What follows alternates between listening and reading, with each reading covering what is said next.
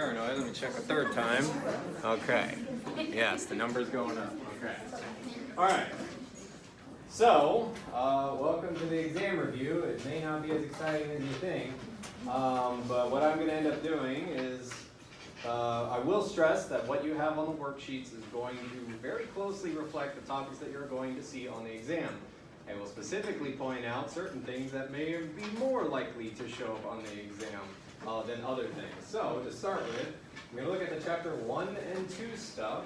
And very first, and I will add some detail as well, is the intermolecular forces. The strengths, the relative strengths of your intermolecular forces will be the first thing. So, in fact, I will write some stuff down right now. So, okay, let me know if I write off the page. The very first thing, strengths of intermolecular forces. Okay, so the intermolecular forces you've learned in class are ionic, hydrogen bonds,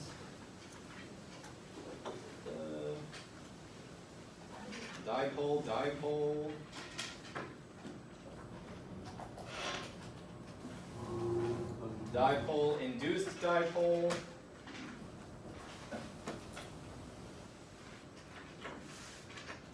and the last one is induced dipole, but it has another name or a couple other names. London dispersion and van der Waals also show up here. So make sure you recognize any of these possible names for induced dipole. So London dispersion and van der Waals. Okay. Now the relative strengths of these things compared to each other actually follows as I've drawn it here, where the strongest is up here, the strongest of your weak intermolecular forces, and the weakest of the weak is down here, which is the London dispersion, van der Waals, induced, whatever term you want to use. Yes? So ionic is the strongest of the weak intermolecular forces. I know it's weird. Yes. And I know you guys are thinking of like salt, sodium chloride. Isn't that a strong intermolecular force or something? What I mean by ionic being a weak intermolecular force is like, for the example,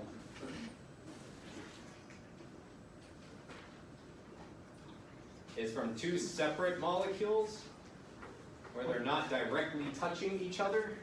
That is where it is an intermolecular force. You can call it weak or strong. That part actually doesn't even matter. It's the relative strengths that matter. Ionic is stronger than everything else listed on this list here. Okay. Let's see if anything else to give there. Yeah, examples of each one. So, an example of an ionic interaction would be something like this. This is supposed to be a hydrogen, my bad. Between a carboxyl group and an amino group that are not directly connected to each other, they just happen to be in the same neighborhood, that will be an ionic-like interaction. Hydrogen bonds, you should know that what determines a hydrogen bond is you must have hydrogen attached to something that is very electronegative. There's only two options in biology and biochemistry. The hydrogen has to be either connected to an oxygen or it must be connected to a nitrogen. And what about acid? In biology, there is no hydrofluoric acid. So in biological systems, there is none of that. So sulfur is not strong enough to make a hydrogen bond. Good question. It's only OH or NH. If you had SH, that is enough to be a dipole. So you can have a polar. You can do dipole, but SH you can't do hydrogen bonds. Okay. All right. So dipole is between two polar groups. So, you know, I can make like a carbonyl here and maybe another carbonyl here. If you want practice on identifying polar functional groups and everything, I gave a very, at least I hope, a very specific breakdown of how to identify if a particular molecule you're looking at is polar or non-polar. Feel free to email me if it's not clear at any one of those parts. But the main part they will be asking for on the exam is they'll give you a bunch of different molecular interactions, or they'll give you the names of these intermolecular interactions, and you got to either give me you got to order them either from weakest to strongest or strongest to weakest, depending on what the question says. So this is the first thing you guys should study, is how to identify any of these intermolecular forces and order them as shown here. Any questions on that first part? Okay, yes.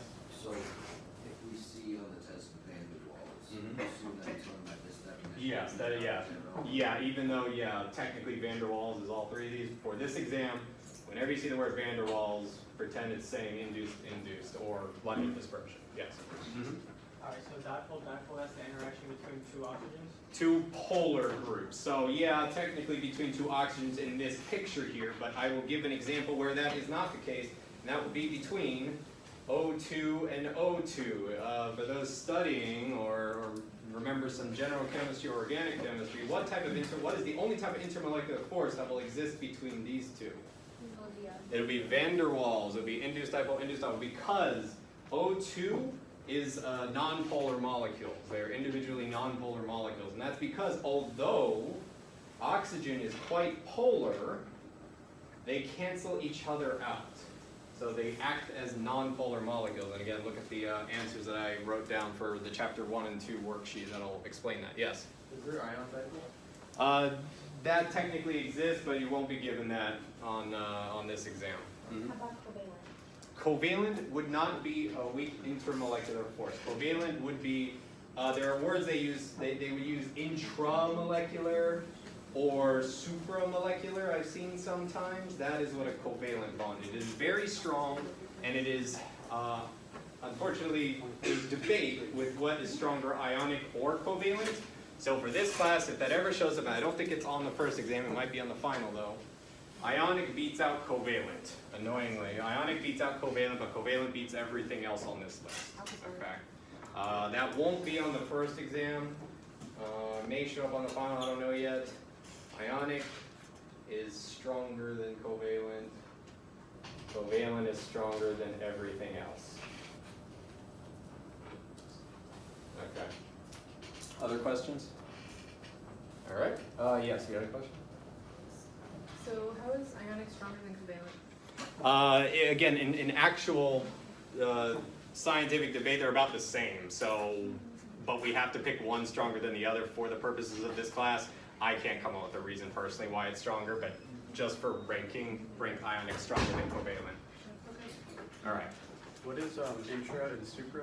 Yeah, oh yeah, intra and supra. So intermolecular forces are when the two groups you were talking about are not directly connected to each other. They're kind of just in the same neighborhood and they're interacting indirectly. Intramolecular and supramolecular means that they are within the same molecule. So both of these would be a covalent bond, like carbon directly bonding to oxygen. That is a covalent bond. But up here in this example, with the carbonyl here and the carbonyl here, they are not directly bonding to each other, so it's intermolecular up here. Inter up here, down here, because they are directly connecting to each other, that's either one of these terms would work, intramolecular or supramolecular. Yes? So how do we distinguish for like NaCl, whether it's an intra or You won't be asked that because ionic is, again, we keep running into ionic is its own special thing. You won't be asked if ionic is intra or inter. The only time ionic will show up is in these ranking type questions. All right, good. Let's move on to the next topic. I wanted to order these in the same order that follows in your notes, but I forgot to do that, so I'm going to jump around slightly. The next thing is in the Chapter 1, Chapter 2 section here, and it is you have to figure out, you have to know what determines the buffering capacity of a buffer. Somewhere, one of your practice exam questions, there's something like, which of the following is the strongest buffering capacity, or which of the following is the weakest buffering capacity? The only thing you need to know about that, and if you're answering the practice exam questions, you may figure it out. What determines the strength of a buffer, its ability to buffer reactions, is just how much concentration it has. The greater the concentration, the better its buffering capacity, simply because there's just more of the buffer. That's what that means. The weakest buffering capacity, therefore, is whichever one has the least concentration for that. Yes, question? so like the higher the molarity, right? Yes, the higher the molarity, like, you know, if you had two to compare to, 5 molar versus 0.1 molar, the 5 molar buffer will be a stronger buffering capacity. No matter what buffer it is, it will be a stronger buffering capacity. And Reminder, what buffers do is they resist changes in pH, which is extremely important in biology and biochemistry. We want most of our reactions to occur around a pH of 7. So we have a bunch of buffers in our body that help this maintain true, that we help stay around a pH of 7. So that's what the purpose of a buffer is to stabilize pH and prevent it from jumping up and down too much. Okay. Let me see if there's anything else with buffers. Oh yeah, one more thing with buffers. Buffers are made of weak acids and their conjugate bases, right? So let me write that down here. Buffers are made of weak acids and their conjugate bases. Make sure this thing's still recording. Good. Are made of weak acids and their conjugate bases. So because they're made of weak acids, different buffers are going to have different pKa's associated with them, right? Each one will have a different pKa. How do you know if your buffer is at its optimum pH? And the answer is, so in other words, we have different buffers in our body. They work better than others depending on what environment they're in. A good buffer that is at its optimum activity will be when its pH is approximately the same as when the pH of the environment is approximately the same as its listed pKa. Okay, so if you're given a list of buffers and you're given a list of pKa's, figure out what pH is best to use for which buffer. It's literally just match the pKa to the pH in the question. Okay, yes? So is that like only at the isoelectric point, or is that like? For buffers, you don't have to worry about isoelectric point. Buffers are just any version of a weak acid and its conjugate base. You won't have to worry about that. So like phosphoric acid can have what, like 3? Yeah, phosphoric acid has 3 different pKa's, so it's good at 3 different places, at 3 different pHs. Yeah. Mm-hmm. So, for example, if the pH of the solution was like 6, then a buffer with a pKa of As close to 6 as possible will be the best buffer to use in a pH of 6. So the question is, for those listening to the recording, is that if you have a pH of 6 and you have a list of buffers which are a bunch of different pKa's, which one should you pick? You should pick the one whose pKa is as close to 6 as possible. What happens though, if instead of pKa's, all the buffers are listed as Ka's? What do you do? So this goes into my next topic, is there's a list of equations you should know, and you should know how to use. A lot of them look very similar to each other, and that's the following. So, if I'm given a Ka, I can figure out its pKa by doing the negative log of it. So very similar to in general chemistry, this formula is the exact same formula as negative log of hydrogen ion concentration is equal to pH. So if you're given Ka's instead of pKa's, don't panic. Just type them into a calculator like so, and you'll get your pKa there. All right. So you know we can extend this some more just for the heck of it. So you know if I do minus log of OH, what does that tell me? EOH, exactly right. And if I do minus log of KB, the only one that's missing here is this ends up being PKB, exactly. Okay? So honestly, this isn't too bad. You memorize one of these and you can kind of memorize all of them, right? Because they're the exact same formula. I'll add 2 more so we can relate them to each other. And that is when you do pH plus POH, you end up getting 14. And if you do pKa plus pKb, you end up equaling 14, okay? There's technically 2 other ones. I don't prefer to use these equations, and you won't have to use them, but if you see these equations on the exam, know just what they mean. You may not have to use them. And that is the following. Hydrogen ion concentration times OH ion concentration gives you, they write down Kw. Okay? All Kw is the mathematical number of 1 times 10 to the minus 14. Okay? So it is a constant, just like pH plus POH is equal to 14. Hydrogen ion concentration times OH ion concentration equals 1 times 10 to the minus 14. Anyone want to take a guess what Ka times Kb will be? 10 to the negative 14 again, exactly. So notice, there is, if at first you're looking, 1, 2, 3, 4, 5, 6, 7, 8 different equations, but in reality we kind of only have 3, right? That one, and this one, right? Ka times Kb is also equal to 1 times 10 to the minus 14, or Kw is also used in place sometimes, all right? So know these, know how to use them. As long as you know how to do log on your calculator, you'll be fine. There's plenty of practice that I've given on the worksheets. Well, I say plenty, there's like 1 or 2, that's all you're going to need. So you can try these out, but make sure you are able to use them and identify these equations. Okay, so that's that. Okay. Next is Henderson Hasselbach. This ends up being one of the more important parts of the exam, because you can use Henderson Hasselbach on Chapter 2 stuff like phosphoric acid, but you can also use Henderson Hasselbach on Chapter 4 stuff, which is the amino acids.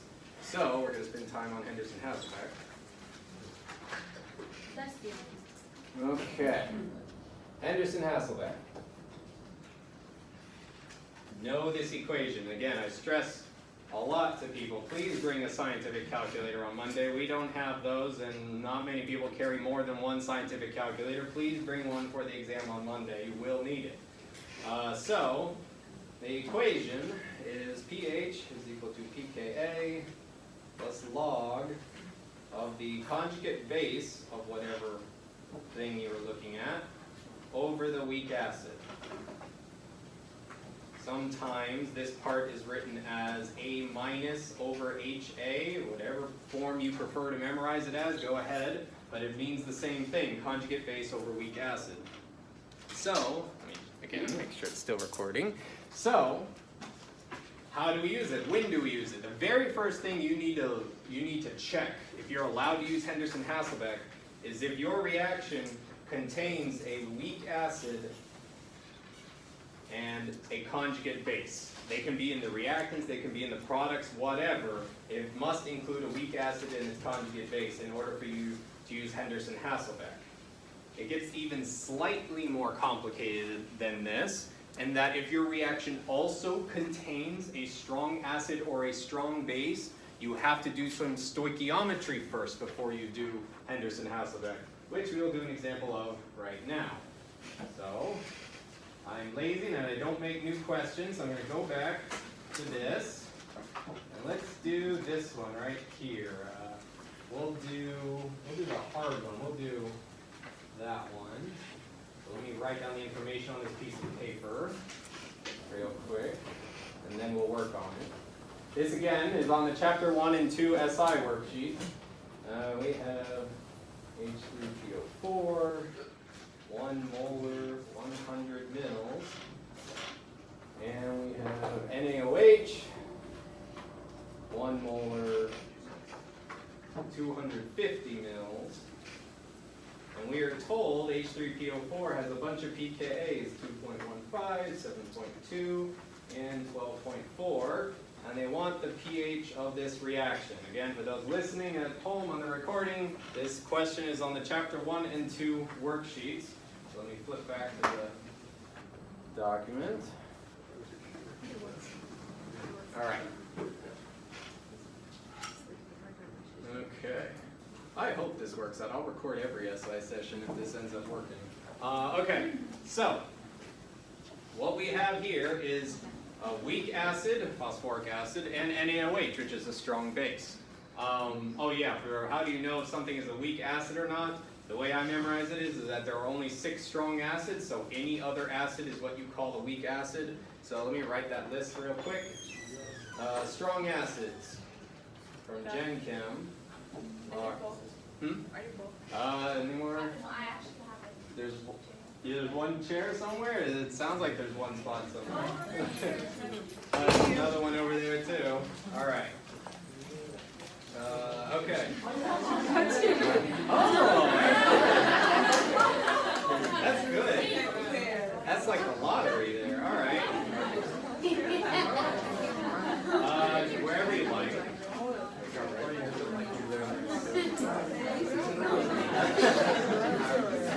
All right. Now I'm going to end up having 50 students bringing their own folding chairs in here. I gotta stop it when it becomes that. Okay. So, your strong acids.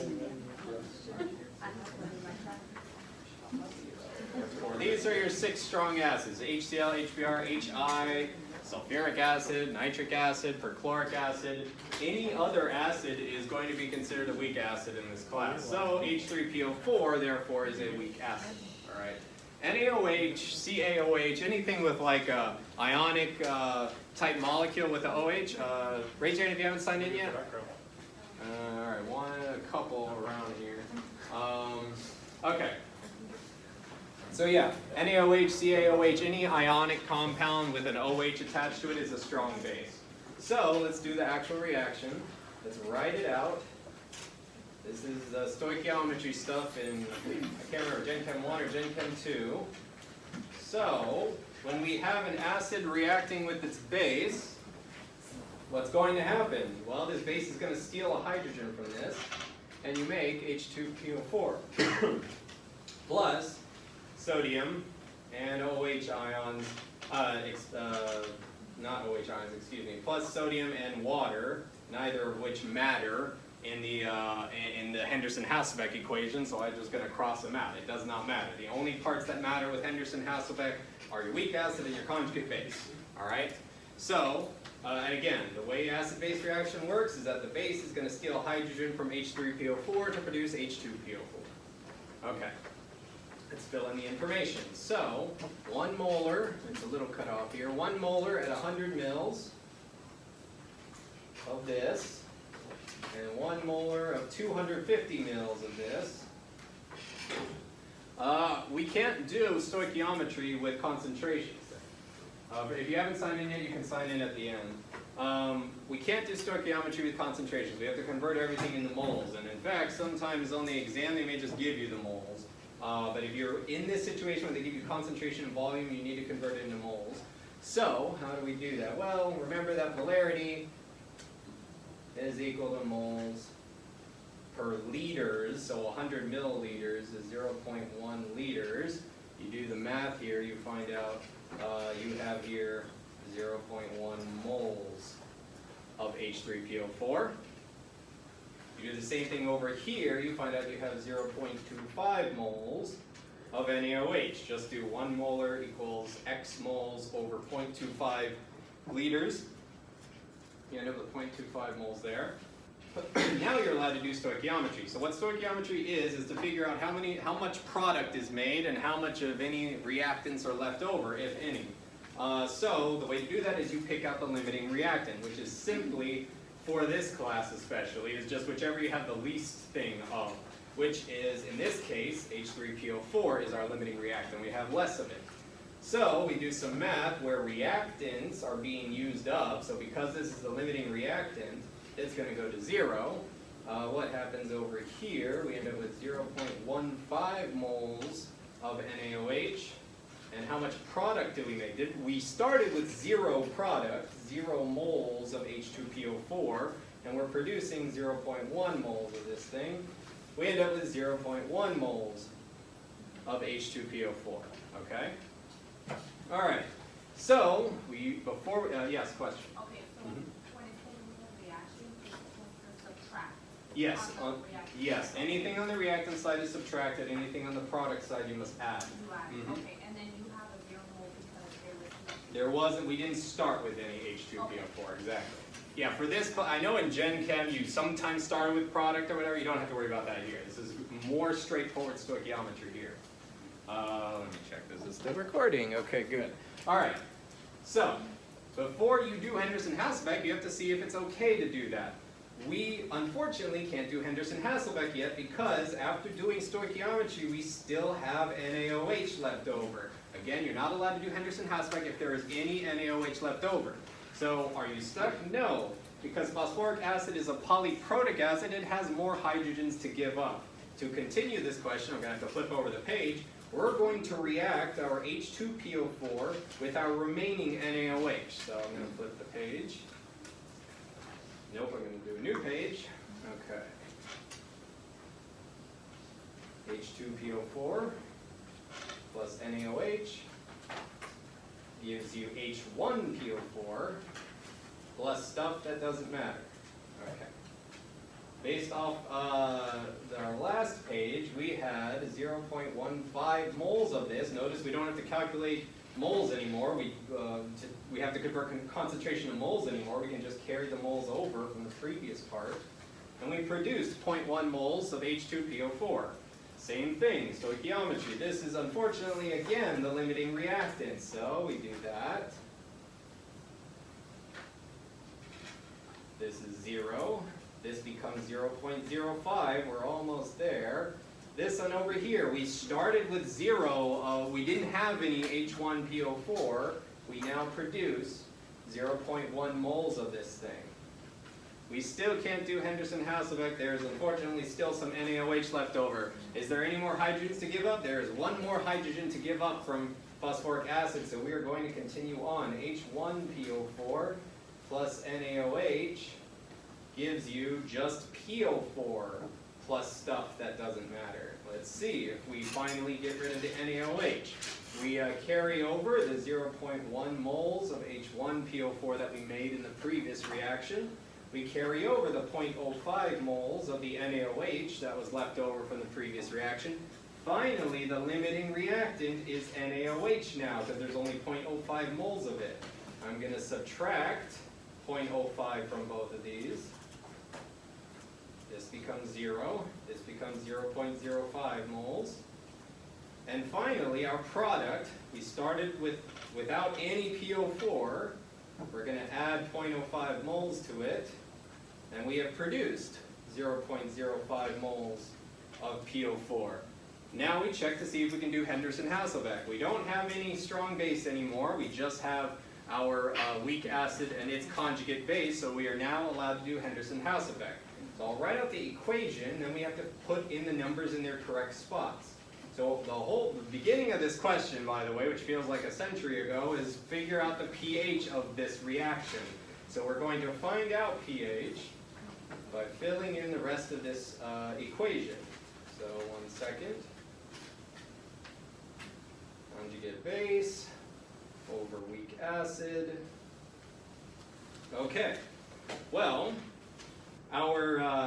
we're kind of lucky that the conjugate base and the weak acid happen to be the exact same number. It won't always be like that. So how are you supposed to know which is the conjugate base or which is the weak acid? Especially, it might not be that easy to tell when you look at amino acids.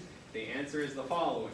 The one with more hydrogens, no matter what it is, the one with more hydrogens you are going to pretend is the weak acid. The one with less hydrogens you're going to pretend is the conjugate base. You can even simplify it even more than that for amino acids. The one that is more positively charged is your more acidic thing, and the one that is more negatively charged you're going to consider is your conjugate base, okay, for these types of reactions. And we'll go over an example of that in a second, all right? So don't worry about it. We'll go over an amino acid example in a little bit. Okay, so both of these are going to be 0.05, so I'm not going to bother writing that in. Just plug in 0.05 in your numerator and your denominator here, and you do the log of 0.05 divided by 0.05. You'll be astonished to see that that becomes 0. So we are left with the pH of this reaction is equal to pKa. We have 3 pKa's to choose from, right? Let me go back to the question real quick. We have 3 pKa's to choose from. How are we supposed to figure out which one we're supposed to use? You do so by remembering that the lowest pKa represents the first hydrogen that was given up. The second pKa represents the second hydrogen was given up.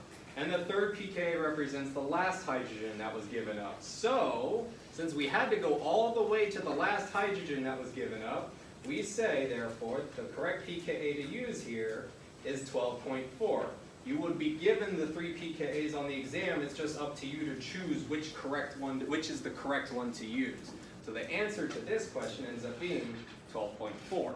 Okay? Any questions on this? I know it was long, but luckily it's recorded. Yes? Sorry, I know No. you just said this. Can you go over again why it's the Why is it 12.4, right? So the bottom line is we have 3 different pKa's to choose from. Each one, no matter amino acid or this stuff, represents a hydrogen that is going to be donated. So we had to do 3 reactions in order to finally get to the point where we do Henderson Hasselbach, so we had to use the last pKa. So Yeah. if it was H20, it would be 2.50. Yeah, if we were good, if we somehow we did this first reaction and we didn't have any NaOH left over, we would use the first pKa because we would only need to donate one hydrogen. And I believe there's an example of that on the worksheet also. Right, and then H2 would be second. It would be the second one, yeah. Okay. All right. Yeah, no. Yeah. Good. All right. Okay, so let me cross out a bunch of stuff here. Will they always give us the three? pKa, yes, they will give you the 3 pKa.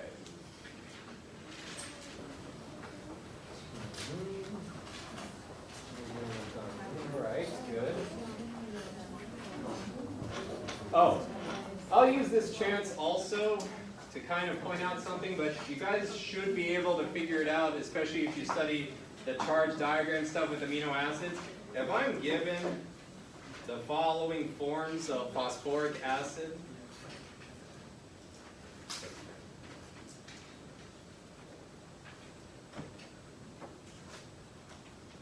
I just said that each drop in hydrogen represents one of those pKa's, right? Let me write down the pKa's again. This first drop in hydrogen is represented by a pKa of 2.15. This one is 7.2, and this one is 12.4, right? Well, if the pH of the solution that phosphoric acid was in, if the pH of the solution was about a 1, which of these forms of phosphoric acid should exist in that solution? If the pH is 1. H3PO4. It gets slightly more annoying than that. You have to read the question specifically. There will be 2 types of questions here. One, if it asks which is the predominant form of phosphoric acid found at a pH of 1, the answer would just be H3PO4 because at a pH of 1, you're right here, it's less than 2.15. The predominant form is H3PO4. Okay, I'll stress that again. The predominant form is H3PO4. However, if it instead asks which forms are present at all, the answer is both this one and the one right next to it. Okay, so I'll stress that again. If the question asks what form of phosphoric acid is present, not just predominant, which ones are present in your solution at a pH of 1 in this example, not only do you pick the predominant one, you pick the second place one. Okay, you pick whichever one is pretty close to a pH of 1 also. Let me give another example. If it's saying you are at a pH of 13, and it's asking which forms of phosphoric acid are present, there would be 2 answers, right? At a pH of 13, the predominant one would be PO4, right? As drawn on here. But if they're just asking what is present, you also pick what is in second place, which would be this one as well, okay?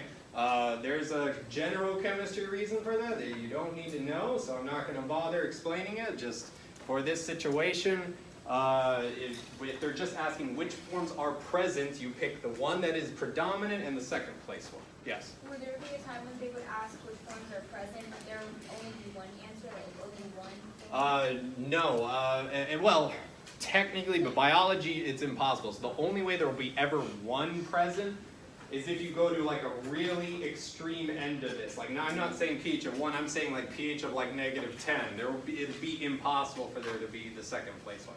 And same thing over here on the right. If we're talking like a pH of 20 probably, there will only be a PO4 there. Okay? All right, so again, read what it says. Is it asking predominant or what is just present in general? Yes. So if he gives us a pH that's going to be in between equal. That would be annoying, wouldn't it? He won't do that. He'll give you either the left end or the right end here. Okay. Other questions? All right. Okay.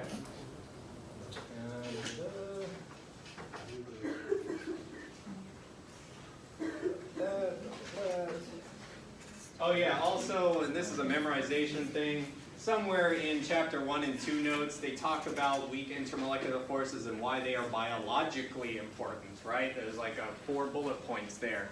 Make sure you know, fact-wise, it's a memorization thing, why weak intermolecular forces are important for biology, right? It might even be in chapter 1, I think. They give a lot of like introductory biology facts that you need to know. Make sure you know those facts. Like why why weak intermolecular forces are necessary for living systems. What are the properties of life, right? The order and direction and all those fancy vocabulary terms they have in chapter 1. Be able to pick them out in a multiple choice setting. Obviously you aren't going to be asked to define any of them. Be able to understand what are the properties of life.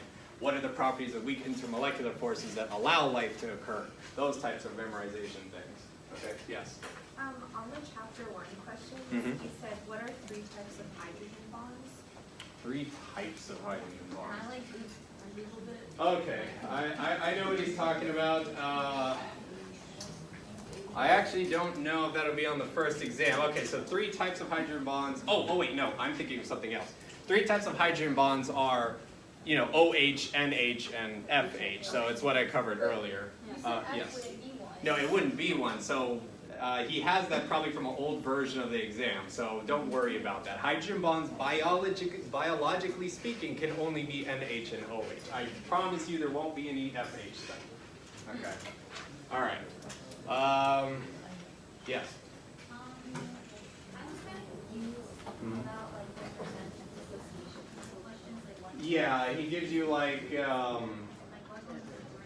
like ratio and then percent dissociated stuff. He doesn't ask those anymore on the exam, so don't worry about that format. The format of Henderson Hasselbach questions he will ask will be the ones that you see me put on the worksheet. That's the format that he gives you, most up-to-date version of those types of questions. Yes? So I guess for the Henderson Hasselbach, this is on the homework. They say like the total liters, and you would ask you to derive something from the total liters or something. From the total liter, like total volume or something? That's a lot harder. You won't have to worry about that for the exam. If you want to know more detail for that, you can come during office hours for me to explain that, but that's just the extra credit homework thing. That won't be on the exam. Okay. All right. Let's see. Oh yeah, let me pull this up.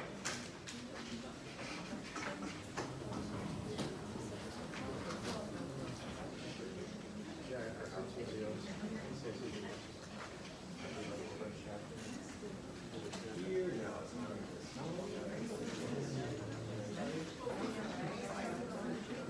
I can't remember what chapter it is, but one of these chapters gives you a bunch of enzymes and pHs. Is it chapter 4? Yeah.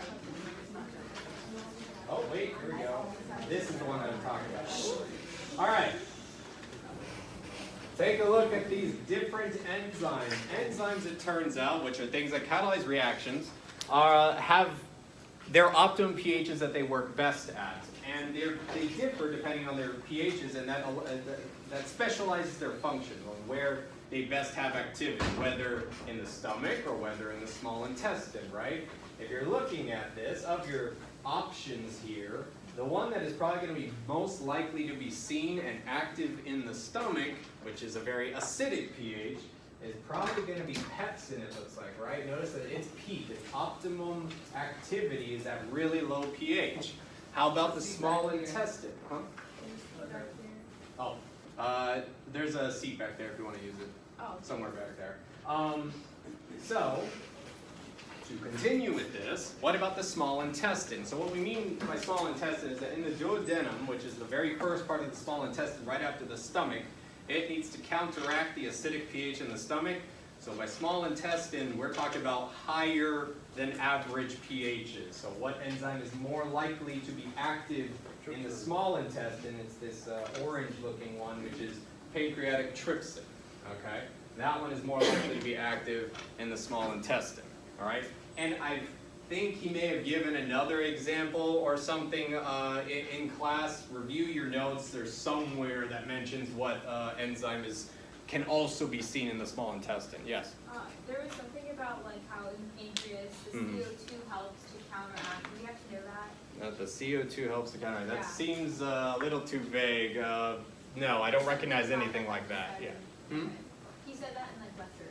Yeah, I think probably, and I don't know if it was in this part of the lecture. If so, he's just talking about the reason why some of these enzymes can resist certain pHs. You don't need to know why for the exam, just that, you know which ones are more likely to be in the stomach and which ones are more likely to be in the small intestine. Yes? What about that hyperventilation, how he asked? Oh yeah, the hyperventilation. Is that this part? I have that note somewhere. Let me make sure. Yeah, okay. So let me talk about one other thing, and then we'll talk about the hyperventilation. Is it here? Yeah, here we go. This slide, make sure it's still recording.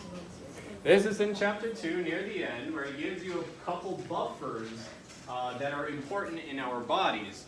You do need to know, visually, if it gives you a multiple choice answer, what is an example of an extracellular buffer?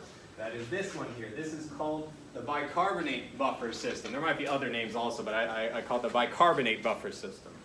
The one down here is an intracellular buffer system. In other words, that buffer is important only for intracellular activities inside the cell.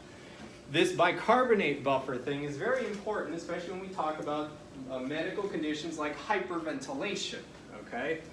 What hyperventilation is, you recognize it when you see someone doing is they're breathing in and out really quickly. And if that continues, they're going to pass out. What do people do to alleviate hyperventilation? What do they try to do? They breathe in and out of a bag. The reason why they do that is all the CO2 that would be exhaled, they're trying to put it back in their bodies. So that is this CO2 right here. When you hyperventilate, when you put a bag over your mouth, you're trying to bring the CO2 back into your body. What that ends up doing, as you look at this picture here, more CO2 means you have more H2CO3, and in the end, that means in your body you are increasing the amount of carbonic acid, of HCO3 minus. Yes, question? Don't worry about the pHs. Just know what is the extracellular one, what is the intracellular one. So again, when you hyperventilate, you have a bag over your mouth, you're inhaling CO2 back into your body, you create more carbonic acid in your bloodstream. Predict then what is going to happen to the pH of your blood if you do this bag thing. It's going to lower because you're making your bloodstream more acidic. And that you're doing that on purpose because if you were hyperventilating a lot, the pH will increase instead to the point where you have issues. Okay? So again, you breathe in the CO2 from the bag and it makes more carbonic acid which lowers the pH of your bloodstream. Yes? So when someone hyperventilates, the CO2 goes down and then the acid becomes more basic? If you're not doing the bag thing, yes, you're releasing CO2 too fast, so you're going to have less carbonic acid in your bloodstream, so the pH is going to go up because there's less acid in it. Okay. All right, so that's the hyperventilation thing. Oh yeah. Where's that special buffer here? Somewhere around here. Yeah, and serine. Make sure you know where you find that as well. The extracellular buffer is example was given. Intracellular was given, and serine. Where would you find that as well? Yes. Question. So whenever you're doing the bag and you're inhaling the carbon dioxide, yes, that makes your blood more acidic. Yes, and that is because if you look at the picture here, if you inhale more of this CO2, you're going to make more of this carbonic acid, which is more acidic. Okay. All right. Good. All right. Enzymes, and basically covered all of chapter 1 and 2. Can you go back to the end? Yes, you need to know not the structure, just the name and where it's found. That's it. So just the brain? Neurons is probably more accurate, actually. I didn't realize it didn't say neurons, but neurons is probably more accurate.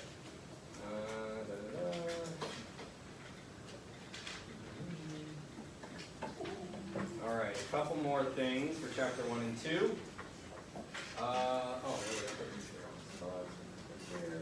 Oh yeah. Is this chapter 1 or 2? The ice and water diagram. This one. Here we go. This one. If you are given this graph on the left and you're given multiple choice answers, all it will be is interpret the graph. Which statement below is true or false? So basically, as long as you know how to read a graph, you should be fine, even if you don't memorize this thing. Okay? I'm not going to go over it. It should be very simple. You won't have to memorize that graph. Just if you see it, make sure you interpret it. And a lot of this interpretation you should know already is the fact that ice is less dense than water. That's kind of one of the core things that this graph is telling you. I won't go into more detail than that. Finally, enthalpy. Oh yeah, my cells and liposomes and enthalpy stuff. So Micelles and liposomes. You need to know the small difference between them, and I'm looking for a nice picture to give you. Here's a micelle. So a micelle forms when you have a nonpolar molecule and you throw it in water, and notice that water organizes itself around these amphiphilic molecules, excuse me, not nonpolar. Water organizes itself around these amphiphilic molecules.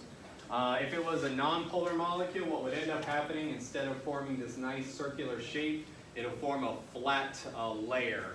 But bottom line, what these molecules do to water is they organize water. Water organizes around these things. What does that mean for entropy if something is being organized? Entropy is going to go down, is going to be more stable, okay? So when nonpolar molecules are thrown in water, or when amphiphilic molecules are thrown in water, water becomes more ordered, so entropy is going to go down. All right, more stuff here. Micelles are made of amphiphilic molecules with exactly one tail for each one of these. That's why you see only one zigzag line for each one of these. I bring that up because a liposome, unfortunately, it's very hard to see, but a liposome is made of amphiphilic molecules with two tails. Okay, that's a subtle difference, but that small difference causes the difference between a micelle and a liposome. Yes? Is two tails and one polar head, correct? Yes, both of them will only have one polar head. It's just that a liposome has two tails. A micelle only has one tail attached to it. Okay. Another difference, of course, is that liposomes are an example of a very simple lipid bilayer, right? There's a polar interior for a liposome and for a lipid bilayer. And there's a polar exterior out here. And that's because you have two amphiphilic molecules interacting with each other. That's this yellow stuff here. The two tails from two different amphiphilic molecules are interacting with each other. This is how cell membranes are made. They are lipid bilayers, two layers of lipids stacked on top of each other. Okay. So two layers is Mhm. like, Yes, two layers, liposome or cell membrane is the same thing, or lipid bilayer. It's the same thing. Micelle is just one tail. Notice there's no, for a micelle here, there's no empty interior like for a liposome. A micelle is just internal, is nonpolar there. Okay. Let's see. Enthalpy of reaction. So, I won't spend too much more time on this stuff, so let me flip to it, and I will give you a very good example of a question you should work on. Oh yeah, by the way, I messed up. I didn't balance this right. So if some of you saw that, good job. You need to make sure the reactions will be balanced on the exam. So I was definitely just testing you to see if you balanced this reaction. And to really test you, I made sure the answer was the wrong answer as well. So make sure you fix that, just in case you didn't notice it. But yeah, enthalpy of reactions. Please read the answer description I gave for the two examples up here, because you will definitely be given an enthalpy of reaction question. If you have any questions on that, just let me know and I'll give you more details, but this is a long question we don't have time for, and there's only one of these on the exam. 1 second.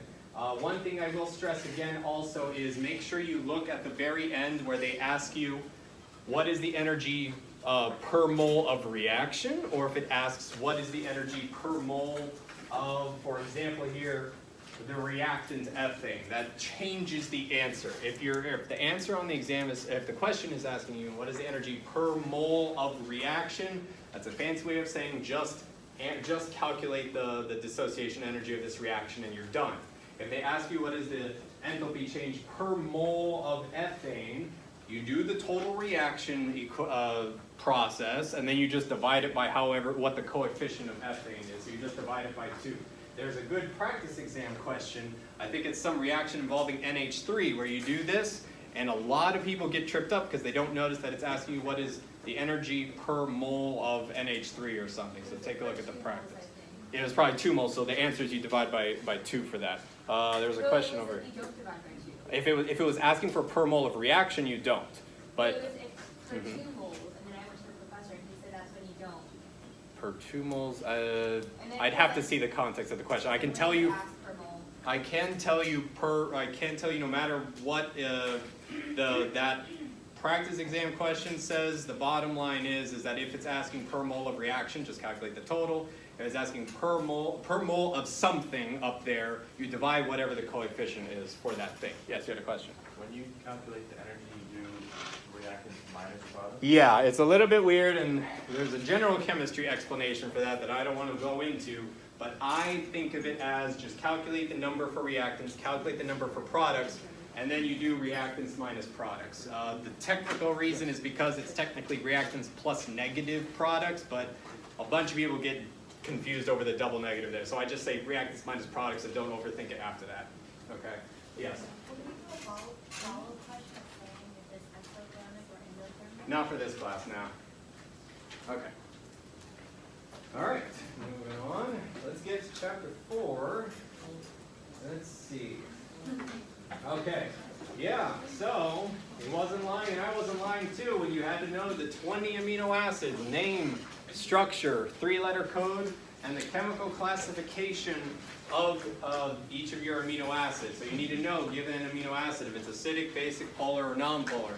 And remember that in this class, glycine is considered a polar amino acid, and he corrects that on the PowerPoints as well. So make sure you know that. Yes?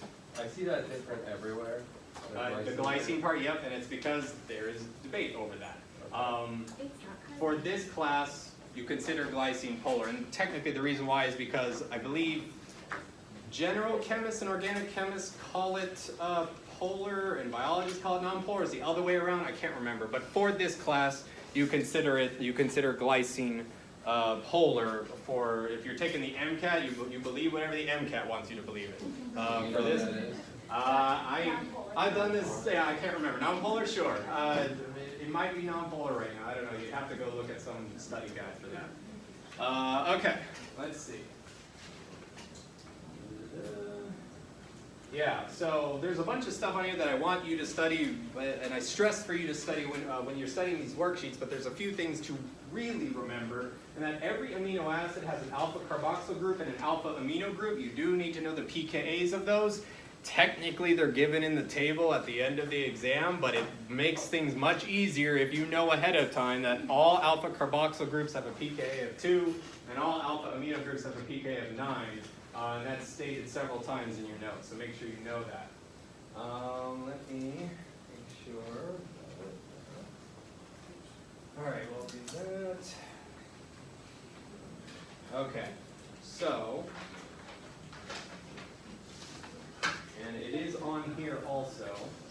There are certain types of questions they ask for amino acids and peptides. Those types of questions are like, what charge does an amino acid have at a certain pH? What is the isoelectric point of that amino acid? They may also ask, even a peptide, like a tripeptide or a tetrapeptide, what is its isoelectric point? And what charge, peptide, what charge will the peptide have at various pHs? Okay? So, if you were there for that SI session, I will go over it again right here. There's some shortcuts you can do to answer those styles of questions, and there will be each one of those 4 questions. What is the charge of an amino acid? What is the isoelectric point of an amino acid? And it will also ask what is the charge of a peptide? What is the isoelectric point of a peptide at various pHs? So, let's go through that. Okay. All right. Okay, good. Okay. In order to answer any of those like charge and isoelectric point questions, and even some Henderson Hasselbach questions, the ones involving amino acids, you can do what I call make a charge diagram in order to help you answer these questions. So here's how you do that. There's a flow chart I have put on Canvas that tells you how to, that very quickly gives you a shortcut on how to make a charge diagram for any amino acid. So for example, if I had cysteine, and I go through that flow chart, I will find out that cysteine's charge diagram looks like this, and I'll explain it in a little bit. Okay? That cysteine's charge diagram looks like this, And I don't know the pKa's off the top of my head, but you would go look in there, and I believe it's something like 2, 6 point something, and 9. And this is what would be the charge diagram for cysteine. So now I'll go over how you make something like this.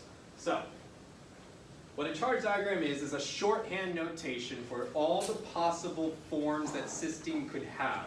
Because cysteine is a weak acid, it can donate hydrogens and accept hydrogens depending on what version of this amino acid that you have.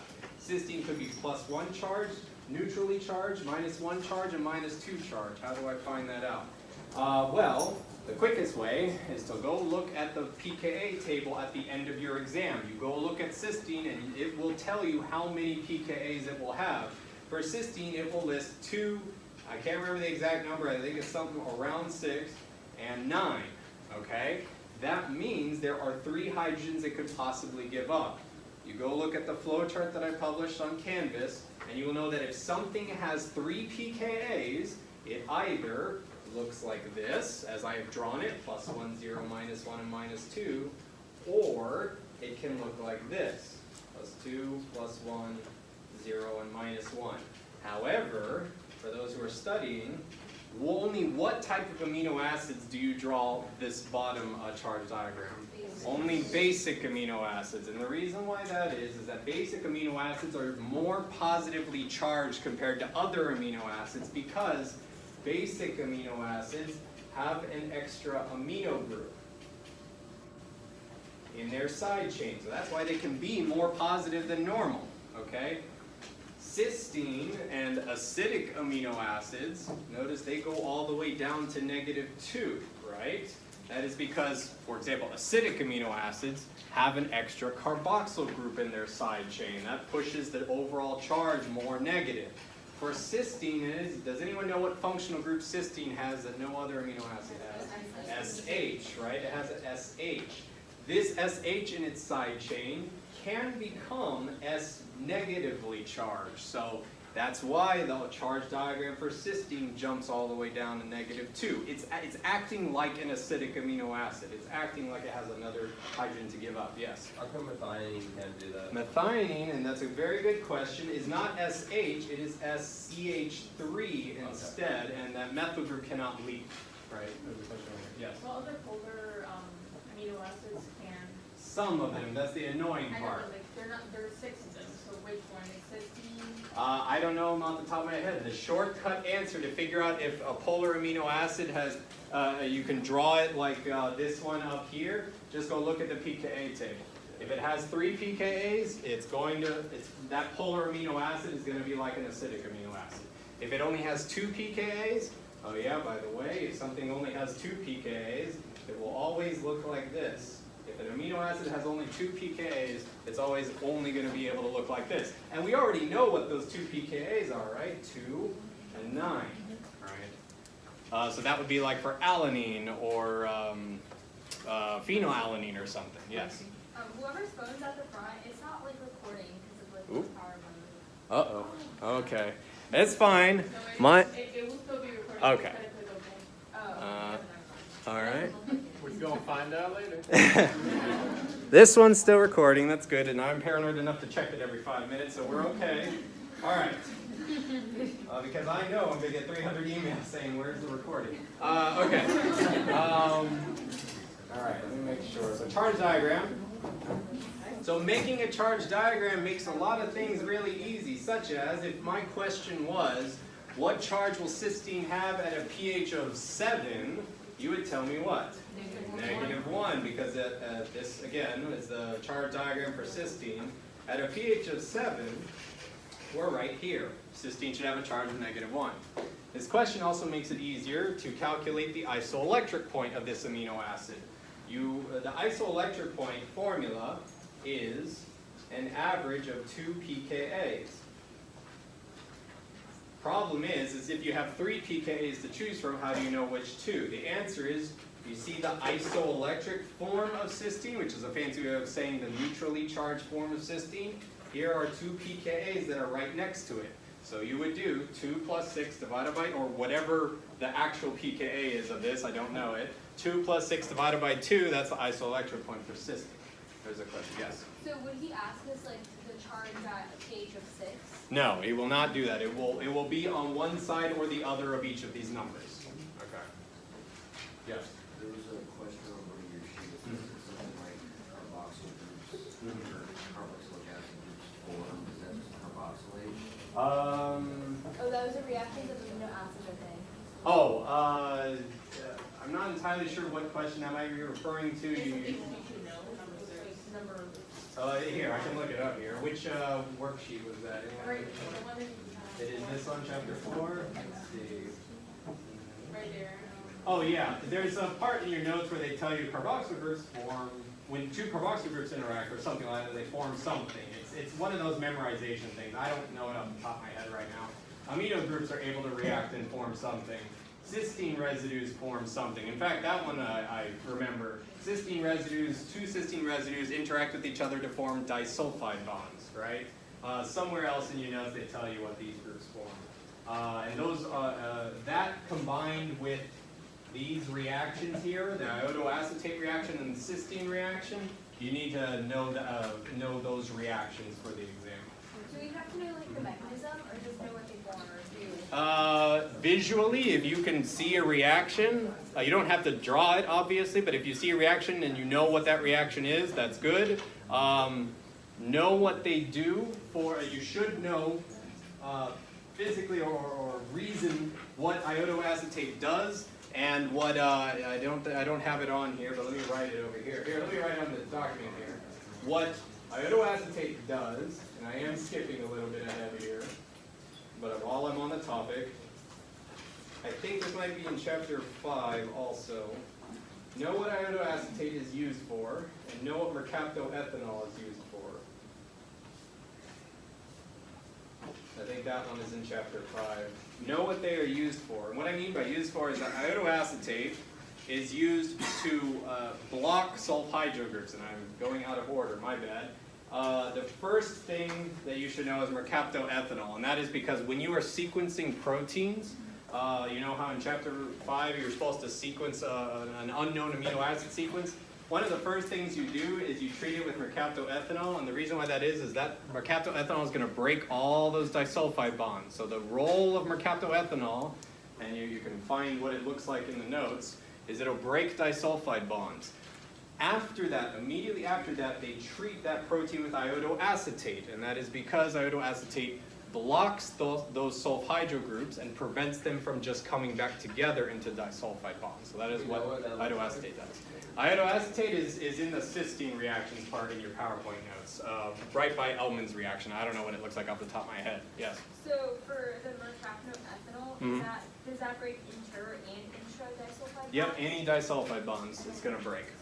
Why does iodoacetate, does it have to react with cysteine or? The only one iodoacetate will react with, at least in the context of this class, will be sulfhydryl groups, which only cysteine has, is sulfhydryl groups. Yes? What does iodoacetate do again? It blocks what? So after mercaptoethanol breaks those disulfide bonds, you leave behind SHs. Iodoacetate comes in and removes that hydrogen and puts in this obnoxiously large functional group to where that SH was. And it's blocking it and preventing those sulfurs from coming back together to form a disulfide bond. That is what iodoacetate does. Yes? So for when you sequence a protein, you first have to treat it with mercaptoethanol, Yeah. and then you identify the N and C terminus. Yeah, and technically either of those two things can happen in whatever order. You don't have to know that for the exam. I'm just describing to you what happens. No, you don't need to know the order of those steps. No. Yes? So typically, like for our class, would be mercaptoethanol, iodoacetate, then Edmund's reagent. Edmund's reagent for context of sequencing.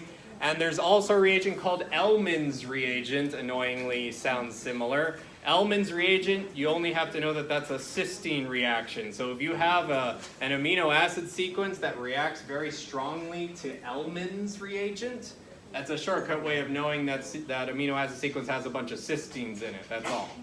Yes? For the mid-hydrogen test, so the more proteins it has, is that like, there's something that, so So it's a stronger test, more proline? Let me clarify that also. So ninhydrin test. In fact, ninhydrin test fails when there is proline. So that's the crazy thing there, is that ninhydrin turns purple if there's lots of regular amino acids with regular amino groups at the end of them. And I think ninhydrin turns like yellow or something if there is proline and only proline. Will it do that? Okay. Yeah, yes, at the end of the structure, yes. Do we have to know about like that CU test or the burette or the? Oh no, not for the exam. No. Okay. You won't need the that. elements, Edmonds, and then. Yeah. So let me list them. You need Elman's, Edmonds, ninhydrin test. Okay. Elman's, Edmonds, ninhydrin test for those fancy named tests. Okay. We unfortunately we're jumping around a little bit. Some of that is chapter 5, some of that is chapter 4, I believe. Yes. So Edmund just tells you the N-terminus? Yeah, so we'll get to an example of that in a little bit. Okay.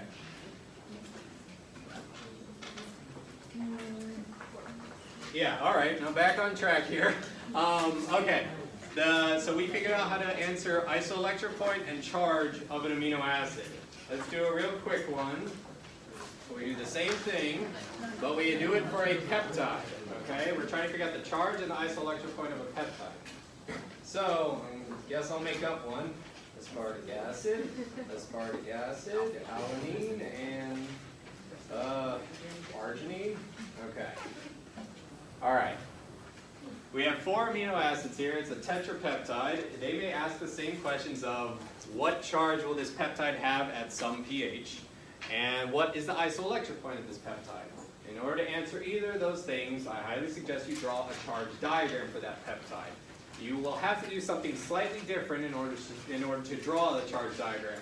You need to draw out only the functional groups that matter. And what I mean by functional groups that matter is only draw out functional groups that have a pKa associated with them. Here's what I mean by that. Anyone remember what the side chain is for alanine? It's a methyl group, CH3. You go look in the pKa table for alanine, you will find out that alanine does not have a side chain pKa. So for the purposes of the charge diagram, I don't care about alanine. It doesn't have a side chain pKa, so I don't care what it looks like. ASP stands for aspartic acid. It is an acidic amino acid and it does have a side chain pKa. Acidic amino acids are going to have a COOH somewhere down there. So I'm not going to draw the entire side chain. I'm only going to draw in the functional group that matters, the thing that will have a pKa associated with it. Both aspartic acids will have carboxyl groups in their side chain. Arginine is a basic amino acid. All basic amino acids in some form, whether cyclic or not, it doesn't matter, have an extra amino group in its side chain. Basic amino acids have an extra amino group in its side chain. Okay, so these are the functional groups that matter. I'm missing 2 more, and always remember to include these, is that the very first amino acid in a peptide is going to have an alpha amino group attached to it, right? And the very last amino acid in a peptide is going to have a carboxyl group attached to it. Okay, that's why we call the first amino acid in a peptide sequence the N-terminus, the nitrogen terminus. It contains this amino group. That's why we call the very last amino acid the C-terminus, the carboxyl terminus, because it has the extra carboxyl group there. Yes? For Arginine or aspartic acid? ASP for aspartic acid, yeah. For ASP, aspartic acid. Yeah, be careful that asparagine doesn't have it. Looking at it, it's gonna have a. Yeah, be very, yeah. Okay. Okay. ASN, right? Or ANR? ASN, yeah, it's a little annoying, but ASN is asparagine, which doesn't have a side chain pK. So that goes back to memorizing your 20 amino acids. Okay, these are the functional groups that matter. Each one has a pKa associated with it. Some we already know, and some we have to look in a table for. I already know that the alpha amino group is going to have a pK of approximately what? 9. The alpha carboxyl, jumping ahead there, the alpha carboxyl group is going to have a side chain pK of 2, exactly. I don't know the ones on the side chains. I go look at a table. I'm probably going to write the wrong ones here. I'm just going to write numbers. It does not matter what they are. You will go look at the table yourself. 3 point something. All right.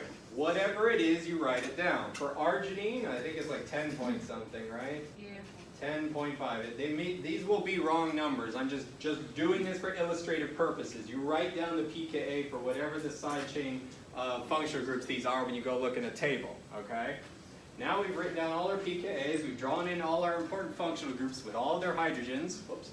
We can figure out what all the possible charges this peptide will have. I always draw the peptides and the amino acids with all of the hydrogens, with none of them missing yet, so I know what the maximum positive charge this thing could have. And it looks like the maximum positive charge you could possibly have is +2 from these two amino groups here, right? All right, that's the maximum positive charge this peptide could have.